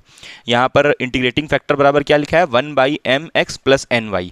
और यहाँ पर ऑब्वियसली ये 0 के बराबर नहीं होगा, क्योंकि अगर ये 0 के बराबर हो गया तब तो यहाँ 1/0 आ जाएगा, 1/0 नॉट डिफाइंड हो जाएगा, तो इंटीग्रेटिंग फैक्टर नॉट डिफाइंड आ जाएगा। वैसा हो नहीं सकता है, इसलिए यहाँ लिख दिए थे कि इस फॉर्म को तभी यूज़ करना है जब ये वाला 0 ना आए। तो आपको ये सॉल्व करना है, जो भी आपका m रहेगा, जो भी n रहेगा डिफरेंशियल इक्वेशन में, उसको यहाँ डालना है, सॉल्व करना है, निकल जाएगा। लेकिन ध्यान देने वाली बात क्या है कि डिफरेंशियल इक्वेशन अगर होमोजीनियस होगा तभी आपको ये इंटीग्रेटिंग फैक्टर यूज़ करना है। और ऑब्वियसली ये इंटीग्रेटिंग फैक्टर भी तभी होगा व्हेन जब हमको क्या करना रहेगा, इनएग्जैक्ट को किस में कन्वर्ट करना रहेगा, एग्जैक्ट में। ये बात तो आप समझ ही गए होंगे। चलिए तो अब हम लोग यहाँ पर देखते हैं ध्यान से, ये क्वेश्चन इसके ऊपर देखते हैं। ये फॉर्म 1 आपको हम बता रहे हैं, ये फॉर्म 1 के ऊपर क्वेश्चन है ना, फॉर्म 1 के ऊपर क्वेश्चन। अब आप देख सकते हैं कि ये डिफरेंशियल इक्वेशन आपका होमोजीनियस है, क्योंकि इसका पावर 2 है, इसका पावर कितना है 1, इसका पावर 1 है, इसका पावर 2 है, तो ये 2 + 1 3 हो गया, इसका भी 2 + 1 3 हो गया, इसका 3 है ही, और इसका भी आप देख सकते हैं कि यहाँ पर 3 है पावर, और ये 2 + 1 इसका भी कितना हो गया 3, तो ये सबका पावर सेम है, मतलब ये होमोजीनियस है। तो हम लोग पहले क्या किए, यहाँ से देखिए m निकाल लिए, यहाँ से ये m हो जाएगा ना, m dx + n dy होता है, तो m ये हो जाएगा, तो m को यहाँ लिख लिए, n आपका हो जाएगा ये वाला, तो n यहाँ से निकालने के लिए +n dy होता है, +n dy, तो मतलब कि ये माइनस भी यहाँ पर साथ में आ जाएगा, तो ये आपका n का वैल्यू हो गया। फिर यहाँ से हम लोग करली m/y निकाल लिए, तो इसमें से जब आप निकालिएगा करली m/y, तो मतलब आप इसको डिफरेंशिएट कीजिएगा y के रिस्पेक्ट में। तो y के रिस्पेक्ट में डिफरेंशिएट करने से क्या होगा, यहाँ पर ये y का डेरिवेटिव 1 हो जाएगा, और ये इसका 2 सामने आ जाएगा, तो ये 4 हो जाएगा। तो ये करली m/y आया, और करली n/x निकालने के लिए इसको x के रिस्पेक्ट में डिफरेंशिएट करेंगे, तो यहाँ से ये पावर 3 सामने आ जाएगा x² और ये सामने आ जाएगा 6xy। क्लियर क्लियर है कि नहीं। उसके बाद फिर यहाँ से देखिए, अब आप जब हम देख सकते हैं कि ये दोनों आपस में इक्वल नहीं आया, तो ये जो डिफरेंशियल इक्वेशन है ये इनएग्जैक्ट है, तो यहाँ पर दिखाना पड़ेगा, मतलब एग्जैक्ट नहीं, नॉट एग्जैक्ट या इनएग्जैक्ट, तो आपको ये करके दिखाना पड़ेगा। लिखें but the equation is homogeneous differential equation, लेकिन ये होमोजीनियस है। होमोजीनियस है इसलिए ये जो फॉर्म 1 है, मतलब ये वाला इंटीग्रेटिंग फैक्टर, इससे हम इसको दोनों साथ मल्टीप्लाई कर सकते हैं। तो पहले क्या करेंगे हम, यहाँ पर देखिए वही बोले, सो हम लोग ये वाला फॉर्मेट यूज करेंगे। तो पहले हम ये इंटीग्रेटिंग फैक्टर लिख लिए जो आपका फॉर्म 1 का था, लिख लिए इसको। यहाँ पर m का वैल्यू सवाल में क्या था, m का वैल्यू आपको देखिए ये वाला दिया हुआ था, तो हम यहाँ पर क्या किए, ये जो m का वैल्यू था इसको यहाँ डाल दिए, देखिए आराम से डाल दिए सुकून से, x वैसे ही रख दिए, प्लस यहाँ पर ये जो n था उसको भी यहाँ पर मत सुकून से डाल दिए, और यहाँ पर y। ठीक, अब इसको सॉल्व करेंगे और जो भी मेरा आंसर आएगा वही मेरा क्या हो जाएगा, इंटीग्रेटिंग फैक्टर, और उसी इंटीग्रेटिंग फैक्टर से इसको बोथ साइड मल्टीप्लाई करना है। यही वाला फॉर्मेट क्यों ले रहे हैं, क्योंकि ये डिफरेंशियल इक्वेशन होमोजीनियस है। तो जब भी कोई होमोजीनियस डिफरेंशियल इक्वेशन है ना, when ever a homogeneous differential equation differential equation comes inexact, then to make it exact we use the above integrating factor, ये वाला इंटीग्रेटिंग फैक्टर हम लोग यूज करते हैं। ठीक, चलिए आगे देखते हैं। और भी तरीका है, ऐसा नहीं खाली इसी से सॉल्व होगा, और भी तरीका है सॉल्व करने का, बट इससे इजीली हो जा रहा है। चलिए तो हम लोग देखिए यहाँ पर वो जो नीचे वाला डिनोमिनेटर वाला टर्म था उसको देखिए यहाँ से सॉल्व कर लिए, और सॉल्व करके आया ये, यानी कि यही मेरा हो गया इंटीग्रेटिंग फैक्टर। आपको खुद सॉल्व करके देखना पड़ेगा गाइस, हम बता दिए नीचे कैसे होता है। क्या किए यहाँ पर हम लोग, 1/mx + ny, m का वैल्यू डाले, n का वैल्यू डाले, जो इक्वेशन से मिलेगा, और सॉल्व कर दिए, तो ये मिला इसका इंटीग्रेटिंग फैक्टर। ठीक, अच्छा ये इंटीग्रेटिंग फैक्टर मिल गया। अब जो आपका जो इक्वेशन था ये वाला, यानी कि ये वाला जो आपको इक्वेशन था, ये वाला जो गिवन डिफरेंशियल इक्वेशन था, इसको इक्वेशन स्टार मान लिए, और इसी स्टार इक्वेशन को दोनों तरफ मल्टीप्लाई करेंगे इंटीग्रेटिंग फैक्टर से, ताकि ये इनएग्जैक्ट से क्या बन जाए, एग्जैक्ट बन जाए। तो इसको एग्जैक्ट बनाने के लिए दोनों तरफ देखिए हम लोग x² y² से मल्टीप्लाई कर दिए, और मल्टीप्लाई जब हम लोग किए तो यहाँ पर देखिए ये इससे कैंसिल होगा तो ये बच जाएगा, उसके बाद ये इससे कैंसिल होगा तो ये बच जाएगा, dx ऐसा ही, फिर यहाँ पर ये इससे कैंसिल होगा तो ये बच जाएगा, ये इससे कैंसिल होगा तो ये बच जाएगा, dy = 0, और इसको मान लिया double star differential equation, double star मान लिया। अब देखिए इसका फॉर्म आपको दिख रहा होगा, mdx + ndy है, mdx + ndy। फिर से इसको चेक करेंगे, नाउ अगेन फिर से चेक करना पड़ेगा ना कि ये एग्जैक्ट बन पाया कि नहीं बन पाया, कि नहीं बन पाएगा। और यकीन मानिए जो भी होमोजीनियस वाला रहता है वो एग्जैक्ट बन सकता है। एक सेकंड हम पानी पी लेते हैं।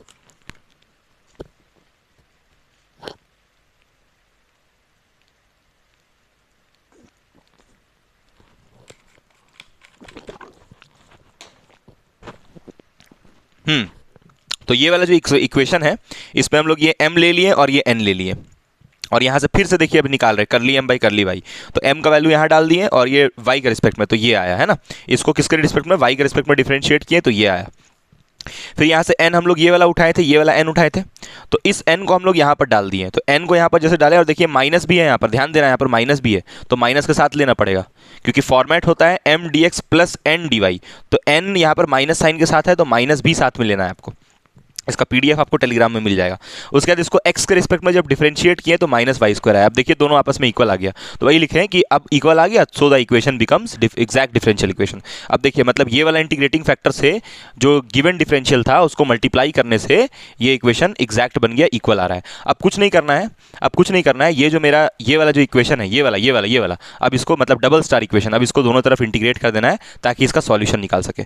ऑब्वियसली ये जो एग्जैक्ट वाला है ना, इसको इंटीग्रेट करना है, ये नहीं कि पुराने वाले को इंटीग्रेट करने लगे स्टार वाले को, तो डबल स्टार को हम लोग इंटीग्रेट करेंगे क्योंकि वो एग्जैक्ट बन गया है। अब नाउ फॉर इंटीग्रेशन, ये सेकंड स्टेप में हम लोग आ गए, सेकंड स्टेप में इंटीग्रेशन चलता है। तो यहाँ पर देखिए इंटीग्रेशन का भी ना एक रूल होता है, एक तरीका होता है, जो आपको हम प्रीवियस एपिसोड नंबर 9 में बता चुके हैं। तो देखिए क्या होता है, mdx + ndy, और यहाँ पर m को जब इंटीग्रेट करेंगे तो y को कांस्टेंट मानेंगे, जेन्युइन सा बात है। लेकिन जब n को इंटीग्रेट करेंगे तो n का वो टर्म्स जिसमें x आ रहा है उसको नहीं लेना है, n का वो टर्म्स जिसमें x आ रहा है उसको नहीं लेना है। तो यहाँ पर आप देख सकते हैं कि n का, यहाँ पर आप देख सकते हैं कि n का ये वाला टर्म में x आ रहा है तो इसको नहीं लेना है, सिर्फ इसी को लेना है इंटीग्रेट करते वक्त, ये आपको हम पहले भी बता चुके हैं। तो यहाँ पर देखिए हम क्या किए, n का वो टर्म ले लिए जिसमें x नहीं आ रहा है, और बाकी m को तो पूरी लिख देना है, बस y को इंटीग्रेट नहीं करना है क्योंकि y कांस्टेंट है, x के रिस्पेक्ट में इंटीग्रेशन हो रहा है, x के रिस्पेक्ट में इंटीग्रेशन हो रहा है तो ऑब्वियसली y कांस्टेंट होगा। लेकिन ये नया बात ध्यान देने वाला है, ये वाला बात ध्यान देने वाला है कि हम लोग को यहाँ पर n का वो टर्म नहीं लेना है जिसमें x आ रहा है। तो n देखिए आप यहाँ पर, ये जो आपका इक्वेशन था नया जो बन चुका है, नया जो एग्जैक्ट बन चुका है। ये वाला इक्वेशन में इसमें x आ रहा था, ये आपका n है ना, दिस इज, देखिए यहाँ पर ध्यान से देखिए, ये n का ये टर्म है ना, तो ये वाला को आपको नहीं लेना है, सिर्फ इसी को इंटीग्रेट करना है। ये आपको हम पहले ही बता चुके हैं। तो यहाँ पर देखिए हम लोग सिर्फ इसी को इंटीग्रेट किए, ये वाले को, ठीक है। इसका रीज़न होता है कुछ, लेकिन उसके पीछे भी हम लोग को नहीं भागना है झूठ का। तो यहाँ पर देखिए अब इसको इंटीग्रेट करेंगे तो ये dx यहाँ चला जाएगा, तो dx जब यहाँ जाएगा तो x बाई वाई आएगा, फिर ये dx यहाँ जाएगा तो यहाँ पर ये 2 ऐसे ही रहेगा और 1 बाई एक्स रहेगा, तो 1 बाई एक्स का ln x, उसके बाद 1 बाई वाई का इंटीग्रेशन होगा ln y, और यहाँ पर c तो रहेगा ही। ये वाला फॉर्मूला यूज़ किया। ध्यान देना है n का वो टर्म नहीं लेना है जिसमें x आ रहा है, n का सिर्फ वही टर्म लेना है जिसमें y आ रहा है। कभी कभी ऐसा भी हो सकता है कि n का टर्म में x भी रहे y भी रहे, लेकिन अगर x आया तो वो टर्म झूठा हो गया, उस टर्म को हटा देना है, ठीक। जैसे आप देखिए ये वाला टर्म में y भी आ रहा है, बट क्योंकि इसमें x आया इसलिए झूठा हो गया, इसको हम लोग क्या कर लिए, इग्नोर कर दिए, ठीक है। चलिए अब यहाँ पर देखिए ध्यान से कि इसको हम लोग कुछ नहीं किए, फिर इंटीग्रेट कर दिए ये वाले को, और n का ध्यान देना, बस ये n वाला का ध्यान देना, गलती आपसे हो सकता है। तो हम लोग इसका इंटीग्रेशन किए 3 ln y, मेरे से बहुत बार गलती हुआ इसलिए हम आपको रिमाइंड कर रहे हैं बार बार, बराबर c। उसके बाद ये वाला को यहाँ लिख दिया, ये वाला को यहाँ लिख दिया, आगे पीछे कर दिया, कोई बहुत बड़ा बात नहीं है। फिर यहाँ पर से आप देख सकते हैं ये 3 को log का प्रॉपर्टी लगा के ऊपर भेज दिए, ताकि फिर ये 3 सामने उतर जाए, वही आ जाएगा वापस से। अब आपको पता है log a minus log b होता है log a by B, log a by B, तो log a बाई बी के फॉर्म में लिख दिए, बाकी ये ऐसे ही, ये हो गया आपका required solution of the differential equation. कोई डाउट नहीं, चलिए ये सॉल्यूशन हो गया। आगे बढ़ते हैं हम लोग। अब आगे यहाँ पर देखिए अब आता है format number 2। Format number 1 clear है, अब आता है फॉर्मेट नंबर 2। फॉर्मेट नंबर 2 का देखिए आपको डिफरेंशियल इक्वेशन इस फॉर्म में मिलेगा। पिछले वाले का पहचान क्या था कि होमोजीनियस होगा, पिछले वाले का पहचान था कि होमोजीनियस होगा, पिछले वाले का पहचान क्या था कि इक्वेशन होमोजीनियस होगा, और इसका पहचान क्या है, इसका पहचान ये है कि मेरे पास जो डिफरेंशियल इक्वेशन है वो होमोजीनियस नहीं होगा, होमोजीनियस नहीं होगा, होमोजीनियस नहीं होगा, है ना। यहाँ लिख देते हैं not homogeneous, not homogeneous, homogeneous नहीं होगा। ये फॉर्म 2 के बारे में हम लोग बात कर रहे हैं, ठीक है। अब यहाँ पर देखिए इक्वेशन हम लोग लिख लिए हैं, और यहाँ पर आप देखिए x इंटू वाई का फंक्शन है ये, और ये भी x इंटू वाई का फंक्शन है, और यहाँ पर बराबर 0, ये ठीक है, कोई दिक्कत नहीं। x इंटू वाई का फंक्शन होना चाहिए, और यहाँ पर देखिए y बाहर में x बाहर में, मतलब इस टाइप का दिखना चाहिए डिफरेंशियल इक्वेशन, इस टाइप का दिखना चाहिए, तभी हम लोग को ये फॉर्म नंबर 2 का यूज़ करना है। और इसमें फॉर्म नंबर 2 का इंटीग्रेटिंग फैक्टर ये होता है, देखिए मतलब ये पहचान है, इसमें होमोजीनियस नहीं होगा और ये पहचान है, और जहाँ पर ऑब्वियसली ये वाला जो है 0 के बराबर नहीं होना चाहिए। तो पिछले वाले फॉर्म और इस वाले फॉर्म में क्या अंतर है, इसमें बस एक माइनस आ रहा है, बाकी सब सेम है। तो यहाँ पर देखिए इसका एग्जाम्पल हम आपको दिए हैं, एग्जाम्पल आपको हम दिए हैं, जैसे ये वाला लिखा हुआ है इक्वेशन, ये इक्वेशन लिखा हुआ है, तो ये देखिए अगर आप यहाँ से x कॉमन, अगर आप यहाँ से y कॉमन ले लेते हैं और यहाँ से भी आप x कॉमन ले लेते हैं, तो ये इक्वेशन क्या हो जाएगा, x square minus 2xy dx minus x square minus 3xy dx। ये आप यहाँ से y कॉमन लिए और यहाँ से x कॉमन लिए, ऐसा बन गया। तो अब आप देख सकते हैं कि ये वाला इससे मैच कर रहा है। फंक्शन ऑफ एक्स वाई का मतलब क्या है कि आपका यहाँ पर जो ब्रैकेट के अंदर टर्म है वो x और y के टर्म में होना चाहिए। तो आप देख सकते हैं ये जो ब्रैकेट में टर्म आ रहा है ये x और y के टर्म में है। अच्छा, सिमिलर वे में यहाँ पर भी जो ब्रैकेट में टर्म आ रहा है ये x और y के टर्म में है, और यहाँ पर क्या है dy। कोई दिक्कत नहीं यहाँ तक, बहुत बढ़िया, ठीक है। एक सेकंड रुकिएगा। तो ये मेरे आप समझ गए होंगे ना यहाँ तक, ठीक है। तो अब देखिए यहाँ से y कॉमन गया, यहाँ से भी, यहाँ से x कॉमन गया, लेकिन फिर भी ये फॉर्म 2 का नहीं है। देखिए यहाँ पर ध्यान दीजिए हम क्या लिखे हैं, but this is not of form 2 लिखे हम यहाँ पर, ये फॉर्म 2 का नहीं है, दिख रहा है फॉर्म 2 के जैसा। यहाँ से देखिए आप देख सकते हैं y बाहर आ गया है, y भी है, dx भी है, x भी है और dy भी है, फिर भी ये फॉर्म 2 का नहीं है, क्योंकि ये इक्वेशन होमोजीनियस है। इसका पावर 2 है, इसका भी पावर 2 है, इसका भी पावर 2 है, इसका भी पावर 2 है, और या फिर आप यहाँ से देख लीजिए ना, इसका पावर 3 है, इसका पावर 3 है, इसका भी पावर 3 है, इसका भी पावर 3 है, तो ये होमोजीनियस है। तो ये फॉर्म 2 का नहीं है, यहाँ लिख दिए this is of not form 2। तो ध्यान देना है, एकदम मिस्टेक नहीं करना चाहिए। यहाँ लिखे हैं नॉट होमोजीनियस। जब होमोजीनियस नहीं रहे आप इसको बोल सकते हैं नॉन होमोजीनियस। जब नॉन होमोजीनियस रहे, नॉन होमोजीनियस रहे तभी ये फॉर्म 2 का यूज़ करना है। हम बार बार रिपीट कर सकें, नॉन होमोजीनियस रहे तभी इसको यूज़ करना है, नॉन होमोजीनियस रहे तभी इसको यूज़ करना है। अगर होमोजीनियस रहा तो पीछे वाला फॉर्म, अगर जैसे ये पिछले वाला क्वेश्चन है, पता है ये क्वेश्चन नंबर 1 जो अभी करवाए थे वही वाला है, ये अभी जस्ट क्वेश्चन जो करवाए हम वही वाला क्वेश्चन है बेवकूफ़ बनाने के लिए लिखे हैं। चलिए देखिए यहाँ पर, अब यहाँ पर लिख देते हैं, ये आ गया आपका फॉर्म 1 का हो गया, ये फॉर्म 1 का हो गया, ठीक। चलिए अभी हम लोग यहाँ पर ध्यान से देखिए, यहाँ पर ध्यान से देखिए क्वेश्चन नंबर 2। क्वेश्चन नंबर 2 ये किसके ऊपर है, ये आपका फॉर्म 2 के ऊपर है, फॉर्म 2। तो फॉर्म 2 में हम यहाँ पर क्वेश्चन लिखे हैं, देखिए y x y जो भी लिखा हुआ है यहाँ पर, ये क्वेश्चन स्टार मान लिया इसको। अब आप देख सकते हैं ये एकदम मैच कर रहा है, इससे y बाहर में है और यहाँ पर फंक्शन ऑफ एक्स वाई भी है, और यहाँ पर एक्स बार में सबसे पहले देखिए ये होमोजीनियस नहीं होना चाहिए। तो यहाँ पर आप देखिए ये एक्स का पावर 1 है, वाई का पावर 1 है, और ये वाई को अगर यहाँ मल्टीप्लाई भी कर देते हैं तो इसका पावर आएगा 3 और इसका पावर आ जाएगा 5, और इसका पावर अलग अलग है, मतलब कि पावर सबका यूनिफॉर्म नहीं है, सबका पावर अलग अलग आ रहा है। इसका मतलब ये कैसा इक्वेशन हुआ, नॉन होमोजीनियस, नॉन होमोजीनियस या फिर हेट्रोजीनियस, नॉन होमोजीनियस है। तो आप यहाँ से m निकाल लिए, m कैसे निकालें, ये y को अंदर भेज करके m निकाल लिए और यहाँ से n निकाल लिए, m और n y को अंदर भेज के m निकालिएगा और x को अंदर भेज के n निकालिएगा। फिर यहाँ से आप करली m बाई करली y निकाल लिए, मतलब इसको डिफ्रेंशिएट कर दिए, डिफ्रेंशिएट इसको करने के बाद ये आया, इसको डिफ्रेंशिएट करने के बाद ये आया, और दोनों आपस में इक्वल नहीं आया तो ये नॉट एग्जैक्ट हुआ। अब इसको एग्जैक्ट बनाने के लिए हम लोग क्या करेंगे, ये वाला इंटीग्रेटिंग फैक्टर से mx माइनस ny से दोनों तरफ मल्टीप्लाई करेंगे। आइए करते हैं। तो यहाँ पर देखिए नेक्स्ट पेज में इंटीग्रेटिंग फैक्टर ये वाला जो है वो हम लिख लिए हैं, लेकिन ये कब यूज़ करना है, जब इक्वेशन क्या रहे, नॉन होमोजीनियस। 10 बार दोहरा दिए, नॉन होमोजीनियस रहे तो ही इसको यूज़ करना है। तो हम क्या किए, अब देखिए इसको मल्टीप्लाई कर दिए, ये वाला इंटीग्रेटिंग फैक्टर, ये वाला इंटीग्रेटिंग फैक्टर मतलब पहले सॉल्व कर लिए। m और n जो था ना उसको पहले लेना पड़ेगा ना, यहाँ से देखिए ये जो m है और ये जो n है, पहले फॉर्मेशन करना पड़ता है ना इंटीग्रेटिंग फैक्टर का, वो तो जनरल फॉर्मेट है, पहले फॉर्मेशन करना पड़ता है। तो फॉर्मेशन करने के लिए इंटीग्रेटिंग फैक्टर का समझ गए हम लोग, यही होगा, लेकिन यहाँ पर पहले m डालना पड़ेगा, फिर n डालना पड़ेगा, फिर इसको सॉल्व किए हम, सॉल्व करके तब इंटीग्रेटिंग फैक्टर इसका निकालें।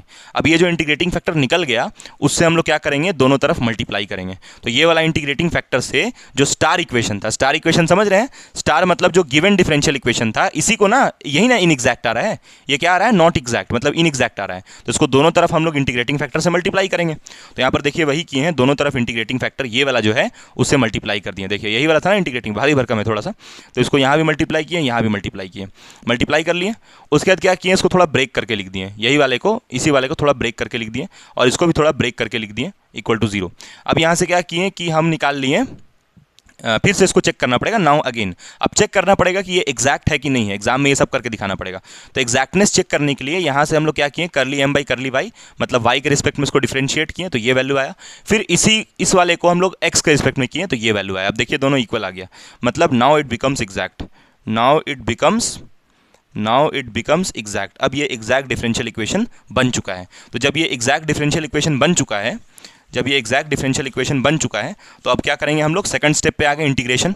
तो इंटीग्रेशन करने के लिए ये फॉर्मूला हम लिख लिए, और ध्यान देना है आपको, यहाँ पर y को मानना है कांस्टेंट, y को मानना है कांस्टेंट, और ये n वाला इंटीग्रल में x को क्या करना है, एक्सक्लूड, x वाला टर्म को क्या करना है, एक्सक्लूड।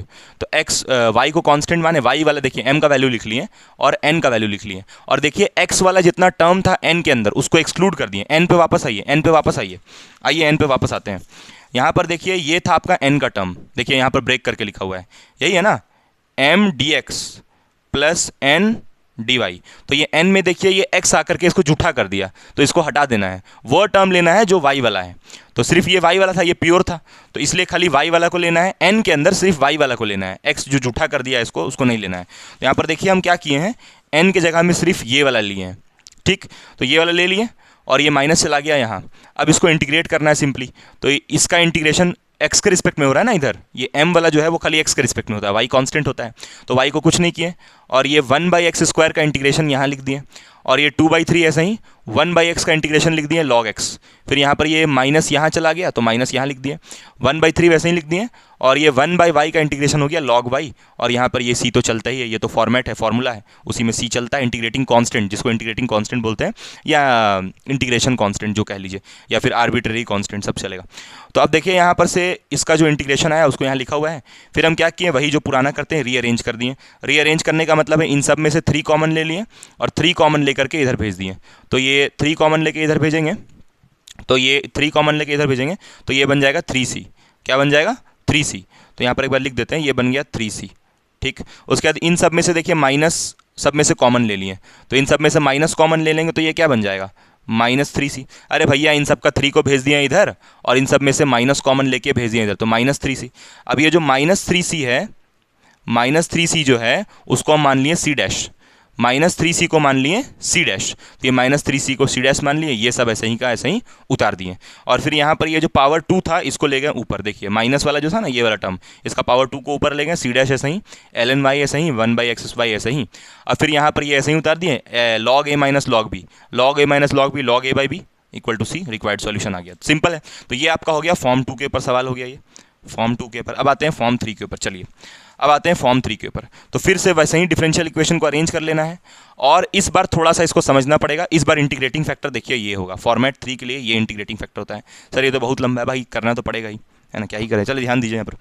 तो यहाँ पर हम लोग क्या किए, पहले ये वाला लिख लिए आराम से, m d x plus n d y is equal to 0, ये आपका होता है फॉर्मेट। और आपका जो फंक्शन होता है आपको मतलब समझिए यहाँ पर कैसे करना है।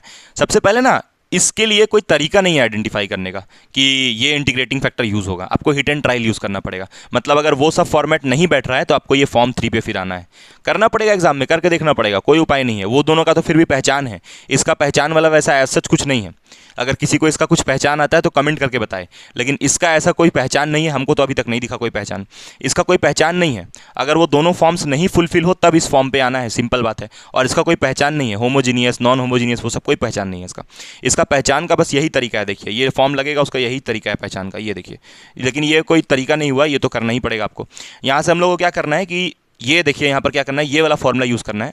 n का वैल्यू जो है डिफरेंशियल इक्वेशन में दिया रहेगा उसको लेना है, m का जो वैल्यू डिफरेंशियल इक्वेशन में दिया रहेगा उसको लेना है और सॉल्व करना है। और देखना है कि जो मेरा आंसर आया है उसमें कोई नंबर आ जाए। ये k का मतलब है कोई भी नंबर, कोई भी कांस्टेंट नंबर या कोई भी वैल्यू या कोई भी कांस्टेंट वैल्यू आए। और fx का मतलब है मतलब जो भी वैल्यू आए, या तो वो x के टर्म में आए या तो वो कोई कांस्टेंट आ जाए, तो हम लोग समझ जाएंगे कि फॉर्मेट 3 का है। दोबारा बताते हैं। जब मेरे पास गिवन डिफरेंशियल इक्वेशन में से हम n उठा लें, m उठा लें और वो सबको इसमें फिट कर दें, तो इसमें फिट करने के बाद जब उसको हम सॉल्व करेंगे तो उसको सॉल्व करके मतलब ये सबको सॉल्व करके अगर कोई नंबर आ गया या फिर कोई ऐसा चीज़ आया जिसमें x होता है, तो हम समझ जाएंगे कि इस फॉर्मेट का वो मतलब कि उस डिफरेंशियल इक्वेशन का ये इंटीग्रेटिंग फैक्टर होगा। दोबारा रिपीट करते हैं। अगर मेरे पास कोई डिफरेंशियल इक्वेशन दिया हुआ है, फॉर्म 1 फॉर्म 2 उसमें फुलफिल नहीं हो रहा है, तो फॉर्म 3 पे आना है। फॉर्म 3 का है वो थोड़ा सा कैसे आइडेंटिफाई होगा, 100% इतना आसान नहीं है। थोड़ा सा आइडेंटिफाई करने के लिए क्या करना है, उस डिफरेंशियल इक्वेशन में n तो होगा, उस डिफरेंशियल इक्वेशन में m तो होगा, उन n और m को उठाना है और इसमें डालना है। इसमें डालने के बाद सॉल्व करना है।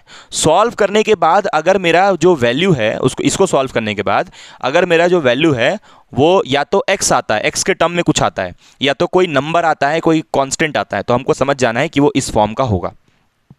ठीक, उसके बाद क्या करना है कि फिर इंटीग्रेटिंग फैक्टर उसमें ये यूज़ करना है। अब ये इंटीग्रेटिंग फैक्टर थोड़ा सा कठिन दिख रहा होगा, है बहुत आसान। e का पावर इंटीग्रल जो भी आया है वैल्यू उसको यहाँ डालना है तो आपको इंटीग्रेटिंग फैक्टर मिल जाएगा। और उस इंटीग्रेटिंग फैक्टर से वो जो ये वाला जो डिफरेंशियल इक्वेशन रहेगा उसको बोथ साइड मल्टीप्लाई करना है, तो वो इनएग्जैक्ट से क्या बन जाएगा, एग्जैक्ट। क्लियर है भाई?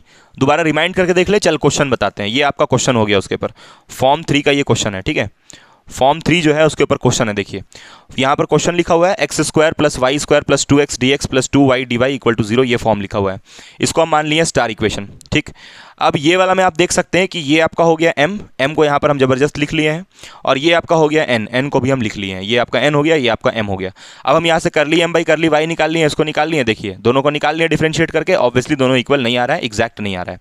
और देखिए क्या ये होमोजीनियस है, ध्यान दीजिए, क्या ये होमोजीनियस, इसका पावर 2 है, इसका पावर 2 है, इसका पावर 1 हो गया, नहीं है होमोजीनियस नहीं है। और वो जो आपका फॉर्म 1 था, फॉर्म 2 जो था, फॉर्म 2 उसमें क्या था, x कॉमन जाना चाहिए, और x कॉमन जाने के बाद y कॉमन जाना चाहिए। तो यहाँ तो y दिख रहा है, dy दिख रहा है, और लेकिन यहाँ पर एक फंक्शन होना चाहिए, यहाँ पर एक फंक्शन होना चाहिए, ऐसा वाला कुछ फंक्शन होना चाहिए एक्स वाई का, वैसा तो दिख नहीं रहा है। तो इसलिए फॉर्म 2 में भी फुलफिल नहीं हो रहा है, तो हम ऑब्वियसली इसको किससे बनाएंगे, फॉर्म 3 से बनाएंगे। तो फॉर्म 3 से बनाने के लिए क्या करेंगे, पहले ये वाला जो था इसको ले लेंगे, इसको उठा लेंगे, इसको उठा लिए। देखिए यहाँ पर ये वाला आपको हमको सॉल्व करना है। तो यहाँ से देखिए ये जो है फॉर्म 3 का हुआ ना फॉर्मूला, ये फॉर्म 3, इसको चेक करने के लिए फॉर्म 3 का है कि नहीं, ये वाला उठा लिए। m यहाँ पर हमको दिया हुआ था, m को यहाँ पर देखिए डाल दिए, और m को अगर डेरिवेटिव करेंगे y के रिस्पेक्ट में, ये फॉर्मूला है ना गाइज, यहाँ पर फॉर्मूला लिखा हुआ था, ये देखिए। बाप रे सर गाइज, अरे गाइज नहीं यार, ये फॉर्मूला था ना, उसी को यहाँ पर लिखे हैं। तो ये फॉर्मूला लिखा हुआ है, इसमें m को डेरिवेटिव किए y के रिस्पेक्ट में, तो ये m का वैल्यू दिया हुआ था, और m का डेरिवेटिव y के रिस्पेक्ट में हम ऑलरेडी कर चुके हैं, तो यहाँ पर ऑलरेडी वाला डाल दिए। और n का डेरिवेटिव x में 0 आ रहा था, तो 0 आ गया। और n का वैल्यू नीचे होता है ना, देखिए यहाँ पर फॉर्मूला में n होता है ना नीचे में, तो ये वही वाला n यहाँ पर है। तो n का वैल्यू कितना दिया हुआ था क्वेश्चन में, n का वैल्यू 2y था, तो यहाँ 2y लिख दिया, तो आंसर आ गया 1। तो अब 1 आ गया आंसर, तो यहाँ पर कोई कॉन्स्टेंट आ रहा है, यहाँ पर कोई कांस्टेंट आ रहा है, तो कांस्टेंट आया तो हम बोल दिया ना कांस्टेंट आ गया। अगर फॉर्म 3 को बैठा के, फॉर्म 3 को यूज़ करके कोई कांस्टेंट आ गया, या कोई ऐसा चीज़ आया जो x का फंक्शन है, मतलब कोई ऐसा वैल्यू आया जो एक्स का फंक्शन का मतलब समझ रहे हैं, एक्स आ गया, एक्स स्क्वायर आ गया, ऐसा कुछ आ गया, तो हम समझ जाएंगे कि फॉर्म 3 का है। तो यहाँ पर ये एक्स वाला नहीं आया तो कोई कांस्टेंट तो आया ना, तो कांस्टेंट आ गया तो हम समझ गए कि अच्छा मतलब कि ये वाला इंटीग्रेटिंग फैक्टर से इसको दोनों तरफ मल्टीप्लाई करना पड़ेगा। तो हम लोग पहले क्या करेंगे, अब इंटीग्रेटिंग फैक्टर निकालेंगे। कैसे निकलता है इंटीग्रेटिंग फैक्टर, ये जो कांस्टेंट आया है, मतलब ये जो मेरा वैल्यू आया है, इसको हमको रखना पड़ता है इसमें। इंटीग्रेटिंग फैक्टर कैसे निकालते हैं इसके लिए, ये फॉर्म आपका फॉर्म 3 का इंटीग्रेटिंग फैक्टर कैसे निकालते हैं, यहाँ पर लिखते हैं ई का power integral F x D x, और यहाँ एफ एक्स आया है कितना, 1 आया है, तो 1 डाल देंगे यहाँ पर। चलिए नेक्स्ट पेज में करते हैं।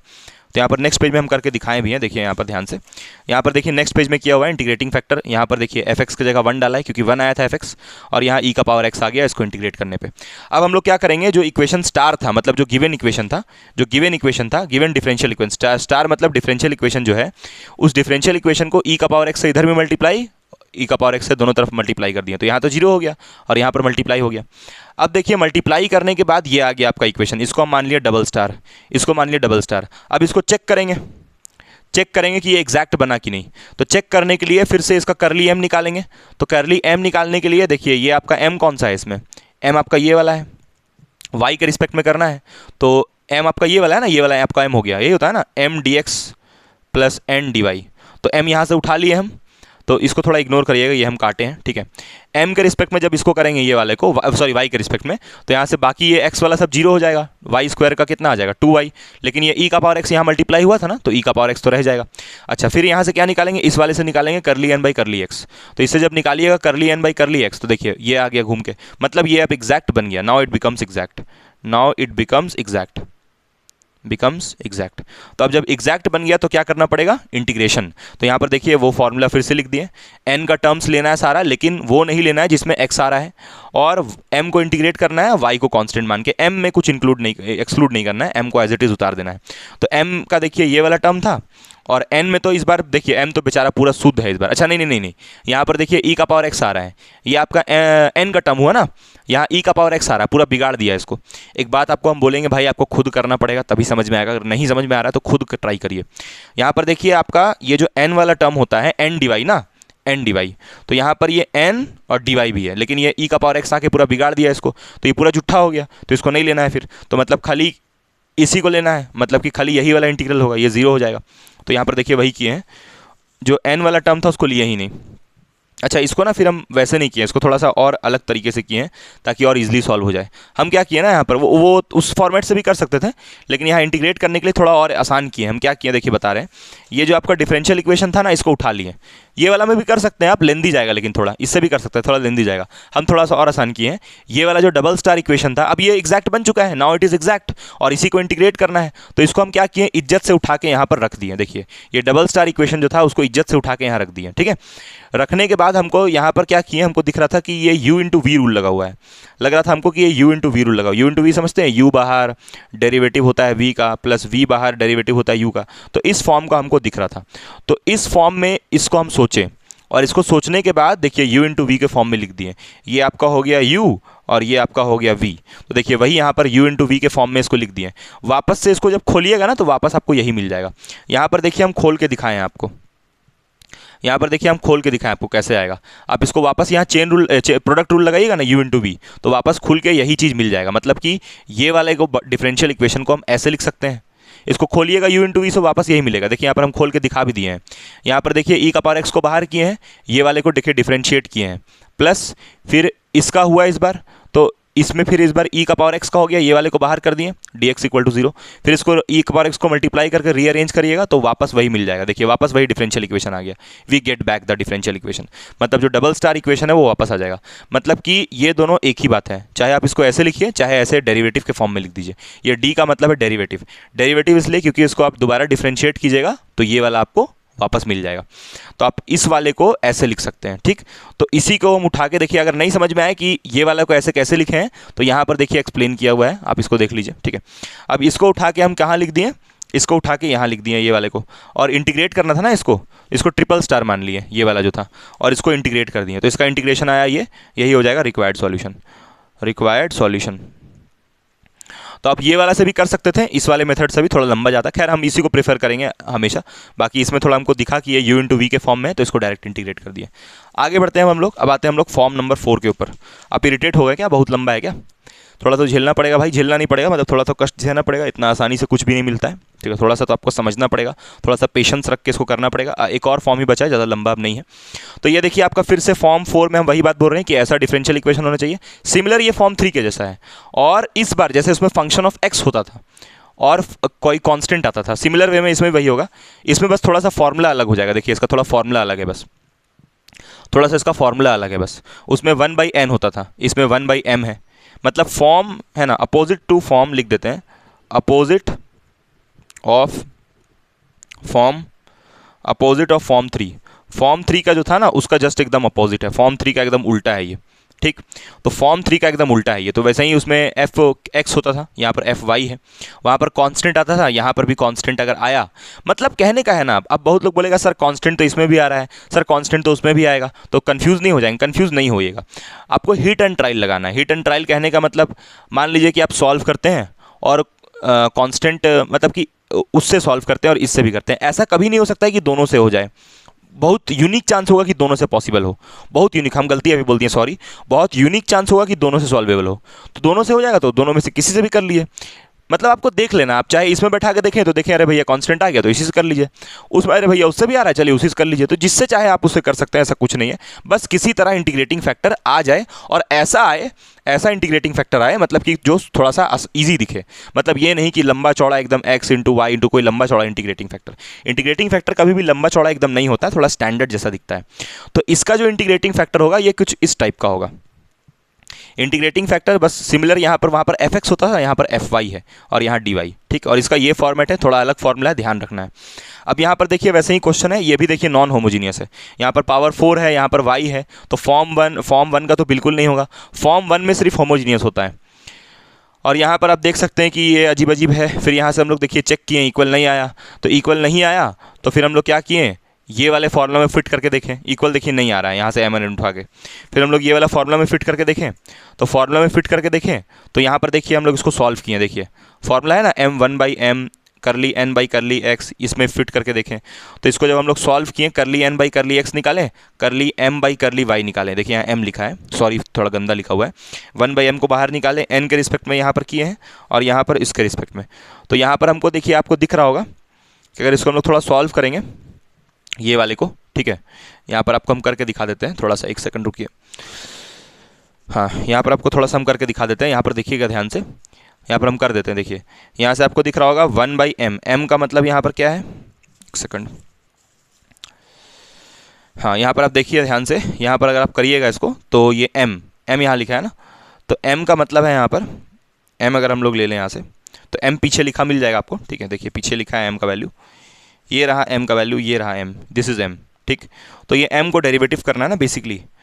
तो m जो है आपका, मतलब m का वैल्यू कितना है 4, ये वाला y का पावर 4 + 2y। तो यहाँ पर देखिए वही m के प्लेस पे आप डालिएगा। चलिए यहाँ पर हम करिए देते हैं, इस पेज में चलिए करते हैं। यहाँ पर देखिए लिखा है, यहाँ से तो ऊपर वाला तो क्लियर होगा ना आपको। ऊपर वाला कैसे किए, करली n/करली x, करली m/करली y का ये वैल्यू डाल दी है हम लोग। 1/m लिखा है ना यहाँ पर, तो यहाँ लिख लेते हैं 1/m, ठीक। और ये ऊपर वाला टर्म क्या आ रहा है, ऊपर वाला टर्म आ रहा है y का पावर 3 - 4 y का पावर 3 - 2, ऐसा कुछ आ रहा है, ठीक। और नीचे m का वैल्यू कितना आ रहा है, m का वैल्यू है, पीछे दिया हुआ होगा m का वैल्यू दिया हुआ है y का पावर 4 + 2y, y का पावर 4 + 2y लिख लेते हैं यहाँ पर, y का पावर 4 + 2y ये लिखा है, ठीक है। अब देखिए आप ध्यान से, यहाँ पर 4 और 2 मिलके कितना हो जाएगा, y का पावर 3 - 4 और 2 मिलके हो जाएगा -4y का पावर 3, 4 और 2 हो जाएगा 6। तो आप देख सकते हैं इसको अगर हम लोग थोड़ा और सॉल्व करें तो ये हो जाएगा, ये माइनस होगा दोनों, तो माइनस होके कितना हो जाएगा, ये माइनस होके हो जाएगा -3 y का पावर 3, ठीक, -6/y का पावर 4 + 2y, ये आ जाएगा। आएगा कि नहीं। तो ये देखिए वही यहाँ पर लिखा हुआ है, देखिए वही चीज़ यहाँ लिख दी है हम। इसको सॉल्व किए, इसको सॉल्व करने के बाद देखिए ये आया। कहाँ से किए भाई, अरे ये फॉर्मूला डाले यार, ये तो रहा फॉर्मूला पीछे जो बताए थे। इस फॉर्मूला में सब चीज़ फिट किए हैं और फिट करके सॉल्व किए हैं। देखिए यहाँ पर सॉल्व करके भी दिखाया हुआ है। इसी वाले को यहाँ पर m को पुट करके इसको सॉल्व किया गया है।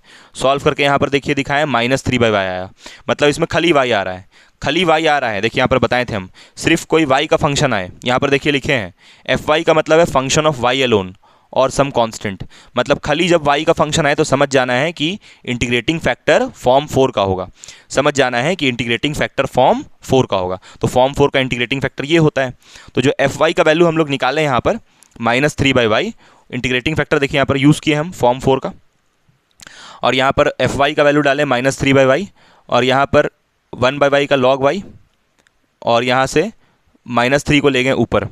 उसके बाद फिर यहाँ पर इसको थोड़ा सा हम लोग और अरेंज करके लिख दिए, और यहाँ पर ये y का पावर -3 को थोड़ा पलट के लिख लिए। तो ये आएगा कि नहीं आएगा, इसको थोड़ा पलट के लिख लें। क्लियर है कि नहीं, इंटीग्रेटिंग फैक्टर कैसे निकालें। ठीक, अब ये इंटीग्रेटिंग फैक्टर आया। अब यही वाला इंटीग्रेटिंग फैक्टर को हमको बोथ साइड क्या करना पड़ेगा, मल्टीप्लाई। तो मेरे पास ये जो आपका दिया हुआ इक्वेशन है, इसमें दोनों तरफ हम लोग, ये वाला में नहीं, जो एग्जैक्ट बन चुका है, एग्जैक्ट अभी बना नहीं है, सॉरी, ये वाला जो इक्वेशन है इसको स्टार मान लिए। स्टार इक्वेशन में दोनों तरफ इंटीग्रेटिंग फैक्टर से मल्टीप्लाई करते हैं। तो स्टार इक्वेशन में दोनों तरफ ये इंटीग्रेटिंग फैक्टर जो आया है, दिस इज इंटीग्रेटिंग फैक्टर, उससे मल्टीप्लाई किए। तो मल्टीप्लाई जब करिएगा स्टार इक्वेशन से तो ऐसा कुछ मिलेगा आपको। मल्टीप्लाई कर लीजिए, खुद करिए भाई, आलसी आदमी।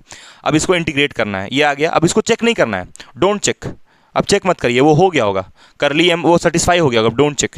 ये सेटिस्फाई हो गया, curly m by curly y is equal to curly n by curly x, don't check, हो गया, चेक्ड।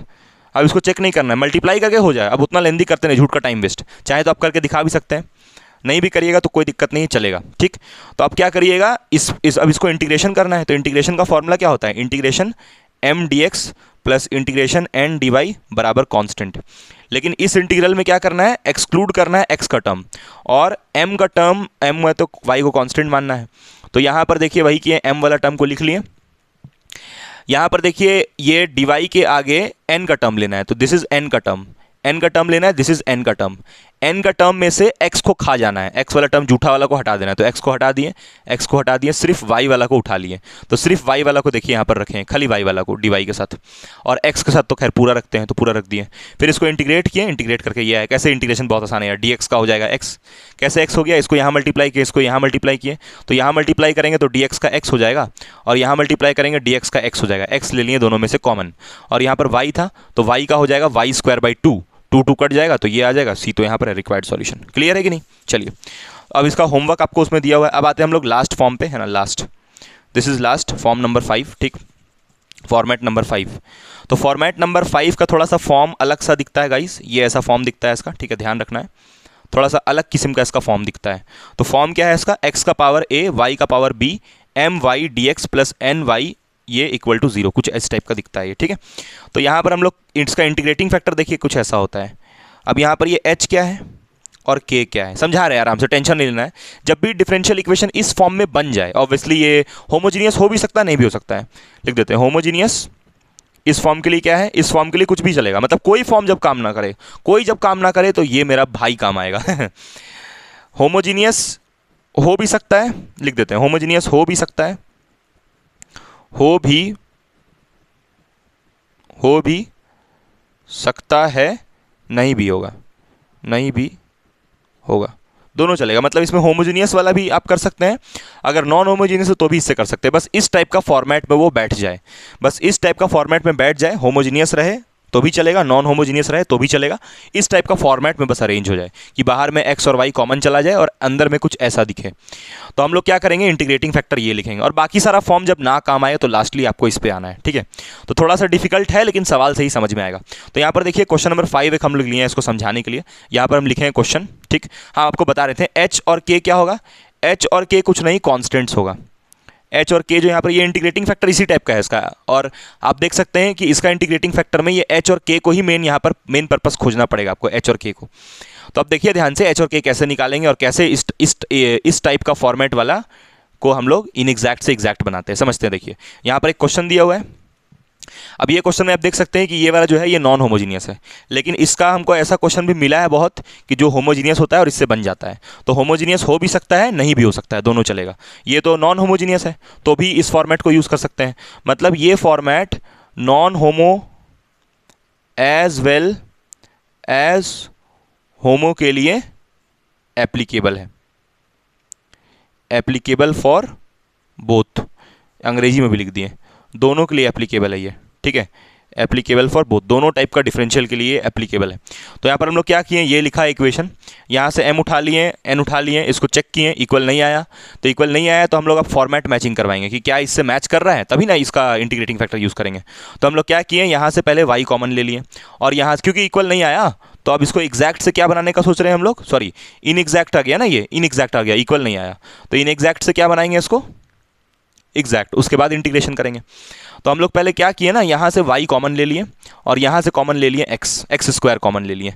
अब आप देख सकते हैं कि यहाँ पर कोई y दिख रहा है और यहाँ पर ये दिख रहा है, तो थोड़ा सा इस फॉर्मेट में ये आ गया है कि नहीं। यहाँ पर देखिए y dx, तो यहाँ y dx, फिर यहाँ पर है x dy, तो यहाँ x dy, तो यहाँ x dy, फिर आप देख सकते हैं यहाँ भी सिमिलर है y dx। अब दो टाइप का आ रहा है तो उससे कोई दिक्कत, जरूरी थोड़ी एक सिंगल रहेगा यार, दो इक्वेशंस भी समेशन के फॉर्म में हो सकता है, जैसे इसमें दो ठो आ रहा है, उससे क्या दिक्कत है। बस आपको ये देखना है कि भाई उस फॉर्म में आए कि नहीं, थोड़ा सा अरेंज कर लेना है इसको, कुछ नहीं। हम यहाँ dx को मल्टीप्लाई किए, यहाँ dy को मल्टीप्लाई किए और इधर उधर करके ये अरेंज कर लिए, ठीक। तो इसका कोई यूज़ नहीं है, मतलब बस आपको चेक कर लेना है कि इस फॉर्म में हो रहा है कि नहीं। कभी कभी नहीं होगा इस फॉर्म में, तो नहीं होगा तो इसको फिर मत यूज़ करिएगा, फिर आपको फिर कुछ गलती हो रहा है आपसे, बाकी सब फॉर्म से हो जाएगा। बाकी और कोई फॉर्म नहीं होता है, इन्हीं में से बस कुछ से हो जाएगा। तो ये इसी फॉर्म में दिख रहा है, आप देख सकते हैं यहाँ से एक्स वाई, और यहाँ पर मतलब देखिए एक्स डी वाई, तो एक्स डी वाई है ना, उसके बाद फिर यहाँ पर y dx, तो देखिए y dx, फिर इसमें भी y dx और x dy सेम है, मैच कर गया। तो अब हम लोग क्या करेंगे, मैच कर गया तो मतलब मैच हो गया, तो ये फॉर्म 5 का हो गया। अब हमको क्या करना है, फॉर्म 5 का इसका कोई यूज़ इसमें नहीं मल्टीप्लाई करना है इंटीग्रेटिंग फैक्टर को, ये जो आपका इक्वेशन था ना इसी को स्टार मान लेना है, और इसी इक्वेशन को ये जो इंटीग्रेटिंग फैक्टर है फॉर्म 5 का, उससे दोनों तरफ क्या कर देना है, मल्टीप्लाई। तो चलिए नेक्स्ट पेज में हम करते हैं। तो नेक्स्ट पेज में हम क्या किए हैं, ये जो आपका x का पावर h जो इक्वेशन स्टार हम माने थे, मतलब जो दिया हुआ इक्वेशन था, वो जो रीअरेंज किए वो नहीं, जो दिया हुआ इक्वेशन था उसको दोनों तरफ x h y का पावर k इससे मल्टीप्लाई कर दिया दोनों तरफ, इधर तो जीरो हो गया, यहाँ मल्टीप्लाई किए, फिर इसको भेज दिए अंदर भेज के तब m और n निकालना है, तो इसको अंदर भेज दिए, यहाँ भी भेज दिए, यहाँ भेजने के बाद इसको हम लोग क्या किए, यहाँ भेज दिए, यहाँ भी चला गया, फिर इसको हम लोग रीअरेंज कर लिए, रीअरेंज करके लिखा हुआ है, ठीक। फिर यहाँ से हम लोग क्या किए, करली m बाई करली y निकाले, तो m यहाँ से सेलेक्ट कर लिए, m के रिस्पेक्ट में करेंगे, फिर यहाँ से n निकाल लिए n के रिस्पेक्ट में, और देखिए यहाँ पर ऑब्वियसली लिखे हैं, मतलब हम चेक नहीं करके दिखा रहे हैं कि इक्वल आ रहा है कि नहीं आ रहा है, मल्टीप्लाई कर दिए, इससे फॉर्म 5 का है वो मल्टीप्लाई हो गया, तो अब चेक नहीं करना है, चेक करके टाइम वेस्ट नहीं करना है, यहाँ लिख दें, देखिए ऑब्वियसली ये इक्वल आएगा ही आएगा मल्टीप्लाई करने पे। अगर फॉर्म 5 से मैच कर गया है, ऐसे ही आप एग्जाम में भी कर सकते हैं, अगर मैच हो गया उससे और पता चल गया कि उसी फॉर्म का है, तो चेक फिर मत करके दिखाइएगा। छोटा मोटा क्वेश्चन आए तो उसमें आप कर सकते हैं चेक, लेकिन इन सब के लिए ऐसे ही लेंदी है, तो इसमें चेक करने की जरूरत नहीं है, डायरेक्टली आप क्या कर सकते हैं, उसको इक्वल कर सकते हैं। तो यहाँ पर इक्वल कर दिया डायरेक्टली हम, और इक्वल अब देखिए ध्यान से देखिएगा, ये मल्टीप्लाई हो गया, m आ गया, n आ गया, चेक नहीं करना है, इक्वल आएगा ही ये अपने आप, है ना, ऑब्वियसली इक्वल आ जाएगा। चेक करके नहीं देखना है कि एग्जैक्ट आ रहा है कि नहीं, मतलब इंटीग्रेटिंग फैक्टर से मल्टीप्लाई करने के बाद चेक करते हैं ना कि अब एग्जैक्ट आया कि नहीं आया, नहीं चेक करना है, एग्जैक्ट वो ऑटोमेटिकली हो गया होगा, ऑटोमेटिकली। चलिए, तो यहाँ से अब हम लोग क्या करेंगे, करली m बाई करली y निकालेंगे। तो यहाँ से curly m by curly y निकालना पड़ेगा, क्योंकि उसका जरूरत पड़ेगा, अभी ध्यान दीजिएगा, हमको अभी h और k निकालना है गाइस, समझिए, हमको h और k निकाल के इसमें पुट करना पड़ेगा। सुनिए आगे का स्टेप हम बता दे रहे, देखिए इस इक्वेशन को आगे सॉल्व भी तो करना है, मतलब आगे इसका सॉल्यूशन भी तो निकालना है। एग्जैक्ट तो बन गया ये, इसको इस इंटीग्रेटिंग फैक्टर को मल्टीप्लाई किए, अपने ये एग्जैक्ट बन गया, लेकिन इसको सॉल्व भी तो करना है। तो सॉल्व करने के लिए इसका ये h k सब जो पावर है इसको निकालना पड़ेगा ना, तब ना ये सॉल्व होगा। तो अब हम जो काम कर रहे हैं वो h और k निकालने के लिए कर रहे हैं। कैसे निकालेंगे h और k, तो ये करली m बाई करली y पहले निकाल लिए। कैसे निकालें, मतलब ये जो m था उसको डिफ्रेंशिएट किए। कैसे डिफ्रेंशिएट किए, ध्यान से देखिए, करली m बाई करली y था, तो इसको डिफ्रेंशिएट करना है m को। तो डिफ्रेंशिएट करने के लिए क्या करेंगे, x मतलब कि y के रिस्पेक्ट में करते हैं ना यहाँ पर, तो y के रिस्पेक्ट में इसको करना है, तो x को कांस्टेंट मानना है। तो हम क्या किए, यहाँ पर x वाला टर्म को छोड़ दिए और ये y को डिफ्रेंशिएट करना है, तो 2 प्लस k, तो 2 प्लस k सामने आ जाएगा, y का पावर k प्लस 1। अरे क्या किए यार, देखिए यहाँ पर y का पावर n था, तो n सामने आया, x का power n minus 1, n minus one. यहाँ पर 2k प्लस k था ना, तो 2k माइनस वन हो गया। नहीं समझ में आया, चलिए यहाँ पर बता दे रहे हैं। y का पावर 2k प्लस वन है, y का पावर 2k प्लस वन, इसको डिफ्रेंशिएट करना है। तो इसका डिफ्रेंशिएट क्या होगा, 2k सामने आएगा, y का power 2k plus one minus one आएगा ना ये। तो यानी कि हो जाएगा ये 2 प्लस k, y का पावर, ये 2 में से ये चल जाएगा तो k प्लस वन बचेगा सिर्फ। तो वही देखिए हम यहाँ लिखे हैं 2k प्लस वाई का पावर k प्लस वन, और बाकी ये x का पावर h को ऐसे ही लिख दिए बाहर। सिमिलर वे में इसको भी किए, यहाँ पर x को करना नहीं क्योंकि x कांस्टेंट है, तो x को एज इट इज़ छोड़ दिए, 2 को एज इट इज़ छोड़ दिए, और ये y को डिफ्रेंशिएट करना था। तो इसका पावर सामने आ गया, y का power k plus one minus one, k plus one minus one हुआ तो ये कट गया, तो खाली k बच गया। ठीक, तो ये करली m बाई करली y आया। सिमिलरली आप n वाला भी निकाल लीजिएगा, सिमिलरली आप n वाला भी निकाल लीजिएगा। तो n वाला को x के रिस्पेक्ट में करना है, तो ये निकल के आ गया, देख लीजिएगा ध्यान से। ठीक, अब क्या करना है ना कि कोएफिशिएंट्स को कंपेयर करना है, मतलब ये जो दो वैल्यूज आया ये दोनों को इक्वल कर देना, मतलब ऐसे करना है curly m by curly y is equal to curly n by curly x, और कंपेयर करना है दोनों को। कंपेयर कैसे करना है ध्यान से देखिए, अभी ध्यान से देखिएगा, यहाँ पर ध्यान से ध्यान एकदम दीजिएगा। यहाँ पर आप देख सकते हैं कि यहाँ आ रहा है x 2h प्लस वाई का पावर k, ये आ रहा है, और आप देखिए यहाँ पर भी x 2h प्लस वाई का पावर k दिख रहा है, x 2h प्लस वाई का पावर k, यहाँ भी x 2h प्लस वाई का पावर k, मतलब इसमें भी आ रहा है और इसमें भी आ रहा है। तो ये वाला टर्म और ये वाला टर्म आपस में क्या हो जाएगा, इक्वल। तो यहाँ पर देखिए ये 2 3 प्लस h, देखिए यहाँ पर लिखे हैं हम, और यहाँ पर k प्लस वन और ये 2 k प्लस वन और 2 दोनों को इक्वल कर दिए। नहीं समझ में आया, दोबारा बताते हैं। कंपेयरिंग द कोएफिशिएंट, कोएफिशिएंट मतलब कि इसके आगे का जो टर्म आ रहा है, इस वेरिएबल के आगे टर्म ये वाला आ रहा है ना, तो इसको यहाँ लिख लिए, और सिमिलर यही वाला variable x 2 plus h y का पावर के x 2 प्लस एच यहाँ भी है, तो ये दोनों को आपस में कंपेयर करके इक्वल कर दिए ताकि h और k निकाल सके। सिमिलर वे में आप देख सकते हैं यहाँ पर आ रहा है x का power h y k plus one, ये आ रहा है, और यहाँ भी x का power h y k plus one, तो ये वाला और ये वाला आपस में क्या हो जाएगा, इक्वल, लेकिन माइनस साइन के साथ। तो ये वाला और ये वाला आपस में देखिए इक्वल कर दिए, और यहाँ से आप देख सकते हैं इसको माइनस को अंदर भेजें और ये इक्वेशन निकल गया। सिमिलर वे में ये जो इक्वल हम किए थे इसको सॉल्व करके ये निकला। अब ये दोनों इक्वेशंस को एलिमिनेशन मेथड से सॉल्व करेंगे। क्या करेंगे, एलिमिनेशन, और उससे h और k निकाल लेंगे। h और k निकालने के बाद उसको यहाँ डाल देंगे और फिर इस इक्वेशन को इंटीग्रेशन जैसे जो फॉर्मूला बताएं इंटीग्रेशन का उससे सॉल्व कर देंगे। देखिए नेक्स्ट पेज में यहाँ पर हम निकालें h और k का वैल्यू। तो यहाँ पर देखिए h और k का वैल्यू हम निकालें एलिमिनेशन मेथड से। ये इक्वेशन 1 था, ये इक्वेशन 2 था। एलिमिनेट करके k का वैल्यू -1/2 और h का वैल्यू -5/2 यहाँ हम सॉल्व कर दिए, आप देख सकते हैं यहाँ पर। ठीक है, एलिमिनेशन मेथड किए हैं, कुछ नहीं, एलिमिनेशन मेथड। ठीक, तो यहाँ पर h आया, देखिए k आया -1/2, कुछ नहीं, एलिमिनेट किए, h माइनस k का -2 और एक ये आया था, दो इक्वेशन आया था। ये दोनों इक्वेशन में देखिए ये h कट गया, ये हो गया -2k और ये 2 और 3 1 हो गया, k का वैल्यू -1/2। सिमिलर वे में हम क्या किए, ये वाला इक्वेशन था ना एक, तो उसमें हम k निकाल चुके थे, तो k को डाल दिए तो h यहाँ से निकल गया -5/2। खुद आपको करना पड़ेगा। अब हम क्या करेंगे, ये जो h और k आया है, ये h और k, ये h और k को हम क्या करेंगे, ये h और ये k, ये दोनों को हम लोग क्या करेंगे, डबल स्टार इक्वेशन, यानी कि आपका ये जो एग्जैक्ट इक्वेशन था, पहले ये इनएग्जैक्ट था ना, इससे इंटीग्रेटिंग से मल्टीप्लाई करके एग्जैक्ट बनाए हैं, तो इस एग्जैक्ट इक्वेशन में दोनों में h और k को हम लोग फेड कर देंगे। तो यहाँ पर सब जगह h और k का वैल्यू डाल देंगे ये डबल स्टार इक्वेशन में, जिसको हम लोग एग्जैक्ट बना चुके हैं ये वाला को मल्टीप्लाई करके। ठीक, तो यहाँ पर देखिए हम लोग क्या किए कि पहले लिख लिए उसको, ये डबल स्टार इक्वेशन जो था ना उसको लिख लिए, प्रीवियस वाला लिखे हैं उसको सिंपल। अब यहाँ पर हम लिखे हैं कि k का वैल्यू हम लोग ये निकाले हैं, h का वैल्यू हम लोग ये निकाले हैं, k के प्लेस पे हम लोग डाल दिए, k के प्लेस पे डाल दिए। देखिए यहाँ पर y का पावर 2 प्लस k था ना, तो k के प्लेस पे हम लोग डालेंगे -1/2, तो इस k के प्लेस पे जब हम लोग डालेंगे -1/2, तो ये -1/2 और ये 2 मिलके हो जाएगा 3/2। ये h का वैल्यू -5/2, फिर यहाँ पर 2 प्लस h, ये h का वैल्यू कितना था, ये h का वैल्यू था -5/2, -5/2 और 2 मिलके हो जाएगा -1/2, और ये k का वैल्यू है -1/2, तो k के जगह पे -1/2 और 1 मिलके हो जाएगा 1/2, ये dx है सही। फिर सिमिलर वे में यहाँ भी पुट किए तो ये मिल गया h और k को, तो ये इक्वल टू 0, ये आ गया इक्वेशन। अब इसको हम देखिए नेक्स्ट पेज में यहाँ पर लिख दिए हैं। अच्छा देखिए नेक्स्ट पेज में लिखे नहीं है, ये आपका इक्वेशन हो गया। अब इसको इंटीग्रेट करना है, तो इंटीग्रेट करने के लिए क्या करेंगे, ये आपका हो गया m dx और ये आपका हो गया n dy बराबर 0, तो ये हो गया आपका m और ये वाला हो गया आपका n। तो यहाँ से हम क्या किए, m का तो ये पूरा उठाना है, लेकिन n का वो वैल्यू को छोड़ देना है जिसमें x आ रहा है। तो देखिए इसमें भी x आ रहा है, इसमें भी x आ रहा है, मतलब ये पूरा झूठा है। तो ये n को लेना ही नहीं है, सिर्फ m को लेना है, क्योंकि n जब आप n को इंटीग्रेट करते हैं तो जो टर्म में x आ रहा है उसको तो लेते नहीं है, और यहाँ भी x आ रहा है, यहाँ भी x आ रहा है, मतलब ये पूरा झूठा हो गया, तो इसको नहीं लेना है। तो m को खाली उठाना है, मतलब तो m को यहाँ से आप उठा लिए, ये वाला जो m आप लिखे हैं इसको यहाँ पर m को, n का तो पूरा जीरो हो गया, देखिए यहाँ पर n को पूरा जीरो कर दिया, ये देखिए यहाँ पर जीरो करके दिखाए हैं, n वाला कुछ लेबे नहीं किए, x को x, क्योंकि उसमें सब जगह x था तो पूरे एक्सक्लूड हो गया है y वाला जो था उसको उठा लिए, तो m के जगह पे हम लोग y वाला जो टर्म था उसको लिख लिए हैं। देख लीजिए यहाँ पर ये m का ये वाला वैल्यू था ना, तो ये dx को यहाँ भेजेंगे, ये dx को यहाँ भेजेंगे, तो ये m हो गया। तो उसी को देखिए हम यहाँ पर लिख दिए हैं, m को लिखे हैं, ये m लिखा हुआ है, ठीक है, this is m dx integral, ये m dx इंटीग्रल है।